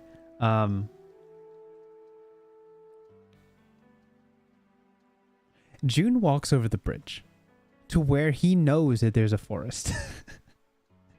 There's always been a forest. There's never not been a forest. But upon stepping over the bridge, parsing through a relatively low mist, he's not running into the same trees he saw before. In fact, he's seeing a wide expanse of entirely flattened land. And he can see the remnants of these trees pressed into the soil, almost crushed. Something large has passed through here and cleared the forest of all of its canopies. But he knows for certain that there is a Firelight conclave here, and he has to find it. He knows the path, he remembers the map, he knows where to go. Regardless of whether there is a danger here or not, he will trust his memories to get him where he needs to go. As he progresses through this once forest, he takes a turn left and right. He knows where the turns used to be, where the road used to be beneath this layer of trees, this layer of fallen trunks. And as he closes in on the conclave and the pillar of smoke coming from where the beacon should be, instead, in front of it, he sees a large, hulking shape. Is there a way to roll for the curse that I find? Yeah, well, no, like I've had some people ask me that, like how do I find like which curse faces me, and I yeah, there isn't. Well, technically you could draw a card. I mean, there, like, you could potentially say that, like, if you've got like diamond, it could be a calamity, or like you Clover's can Screecher. play around with that. Yeah, sure. Diamond's Calamity, Clover's Screecher, Hollow is Spade, Talon is Heart. There's no way I roll a heart here. You know this. I know this. There's no way I run into the Talon here. All right, on a 3, 2, 1. Okay, cool. Okay, cool. So, Clover is Screecher. Cool. Being a flame and shadow which shrieks destruction, leaving nothing but ashes in its wake. Yeah. Cool. I see the pillar of smoke. And I realize it's not coming from a beacon. But, but rather the scorched earth beneath this large, looming shadow. A wail fills the air, deafening to the ears, so loud that the clouds part above, revealing from the sunken skies a creature beyond compare. June has never seen this before, but certainly read the tomes about it. A screecher is intimidating, it is scary, it is not to be trifled with, and has to be approached with more than just one firelight, but in this situation he has no choice. Grits his teeth, plants his feet, looks towards the monster, and attempts to fight it. So, let's do this. I'm gonna do the I wish I had fight music, but I only have gentle Zelda music playing in the background, unfortunately. To fight a curse, action plus approach to hurt it. This is gonna be all physical. This is gonna be all what's forceful, all +2s. We're gonna do our best to take this thing down. To draw 2 cards, roll against them, and until I roll darkness, I can keep stacking. Is how I understand this. Is that correct? Yeah, and even if you roll darkness, it just means that you have to evade danger. But even then, if you have to evade danger, you may have to mark fatigue, but it doesn't mean that the fight is over. The fight is over when the curse is perished, or the curse perishes, or if you decide to flee. So, oh my gosh. Oh, snap. So so fleeing is different from invading danger. Right. Oh. Yeah. Oh no. This could be good. Okay, cool. Okay, that changes a lot. Great, cool. So I'm just gonna rock. I'm just gonna let it rock. It's either till I win or I get marked by fatigue. Let's do this. To the gentle Zelda music. Let's handle this. First roll. 10 Jack, terrifying. This is scary. I have a +2 to the +2 to the roll. First roll, 3 to a 5. I need at least a 5 to not evade danger. Brutal. I got an 8, so I have to evade danger. Evading danger is action plus approach. It's all forceful. This is all forceful. So I'm facing this thing head on. Let's try it again. Oh my gosh, this is terrifying. 10-4, 7 + 4, 9. So I mark 1 fatigue. Okay. Narrating it. June goes in charging, staff in hand, waving the flaming torch, and immediately a breath of fire is blasted in his in his direction. He realizes this is too strong, but is not quick enough to evade it, so he raises his staff and blocks the beam best he can. You can see a scorch of fire travels across the part of his shoulder and burns off part of his cloak, but he manages to stave off most of the burns. He breathes a heavy breath as he marks 1 fatigue, and the fight continues. King 3. Oh my gosh. Okay. That tree's good. 7 plus 2 is 9. We have 1 stack on him. I'm going to stack 1 card, and this guy doesn't like clovers and spades. So 1 stack. I'm keeping that. Keep going. That counts as 2, right? Oh, this counts as 2. Right. Perfect. So June closes the distance. You can see that his first swing goes wide as this creature is truly amorphous in shape, but he manages to strike straight forward with his staff with the blunt end and find something of purchase, something physical inside. Boom, a heavy ripple travels through the body of this creature, a proper blow. Next roll is 7 plus king. I just got to roll a 5 or higher to get 1 more strike on him. 6 plus 2 is 8. That's another spade. I'm going to add that to the stack. You're doing good. A wide swing from the side. This creature extends a long shadowy tendril and swipes sideways. You see that June, as peaceful as the Firelights are, has always enjoyed the self-defense aspect of it. He plants his staff into the ground, into the bark of a tree, and it entirely stops the blow of the monster. He instead reaches forward, grabs one of the tendrils with his palms, and ignites a flame. An explosion passes through the tendrils, blowing off a piece of that limb. That is 2 stacks out of 8 on this creature. He's doing okay. I don't want to jinx it, but June is doing okay.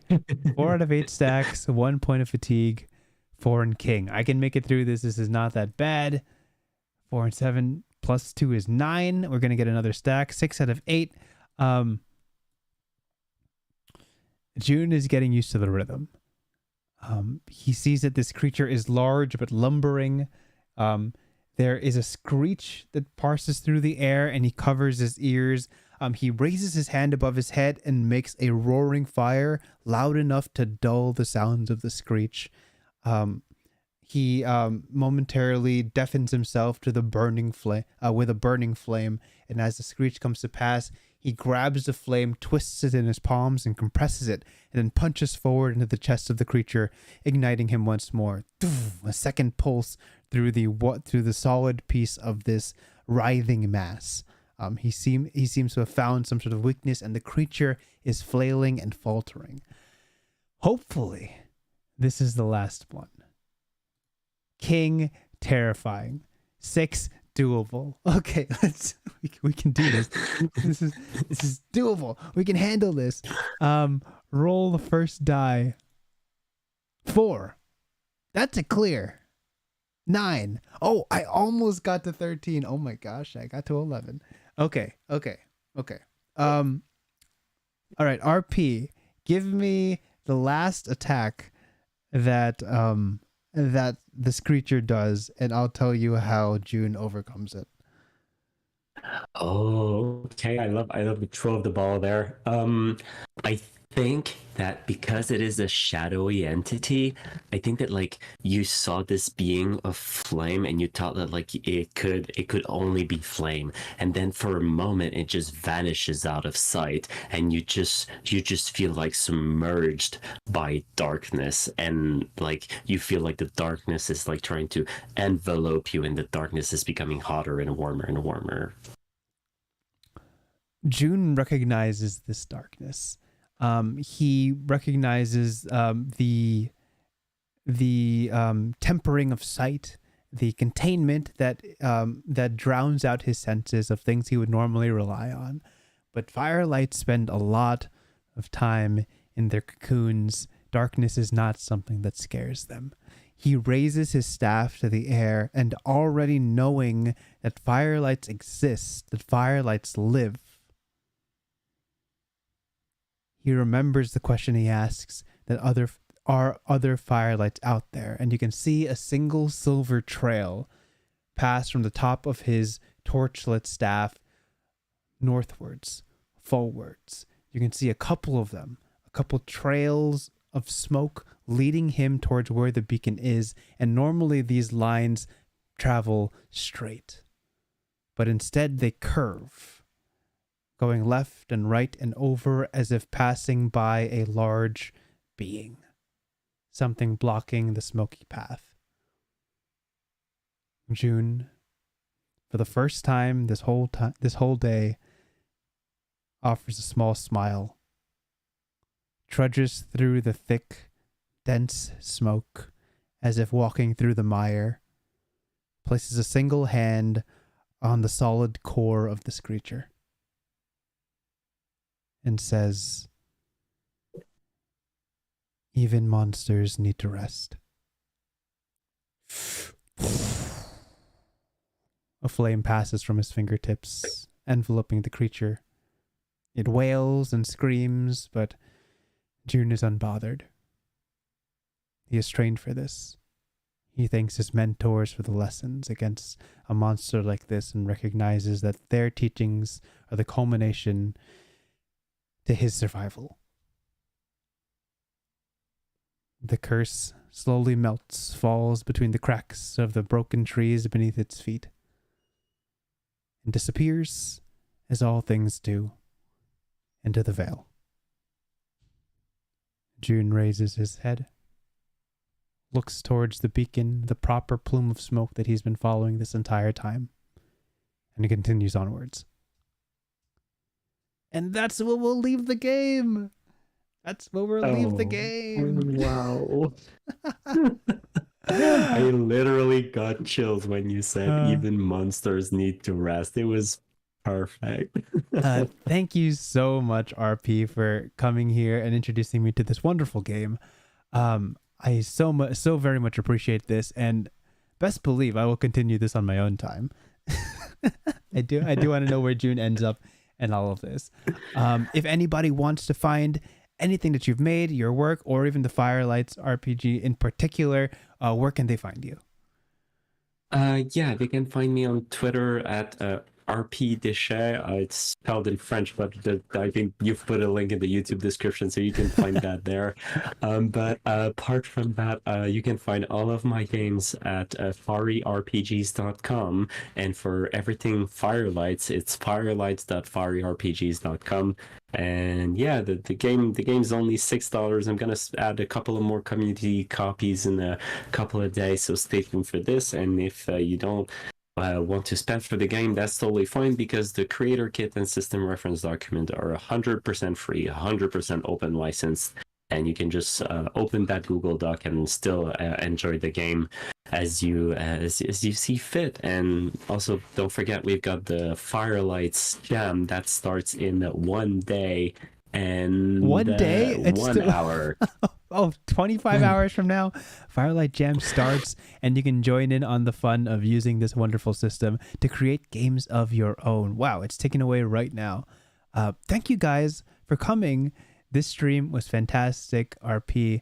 You have been a wonderful guest, and I look forward to the next 5 games that you make this year. It has been a delight to be able to spend some time with you and chat with you about all of this. It was amazing. Thank you so much for this opportunity. No problem. All right, to everyone else in chat, thank you guys for coming. There are so many things to check out relating to RP and his work. So you guys go do that. Get some rest, and goodbye.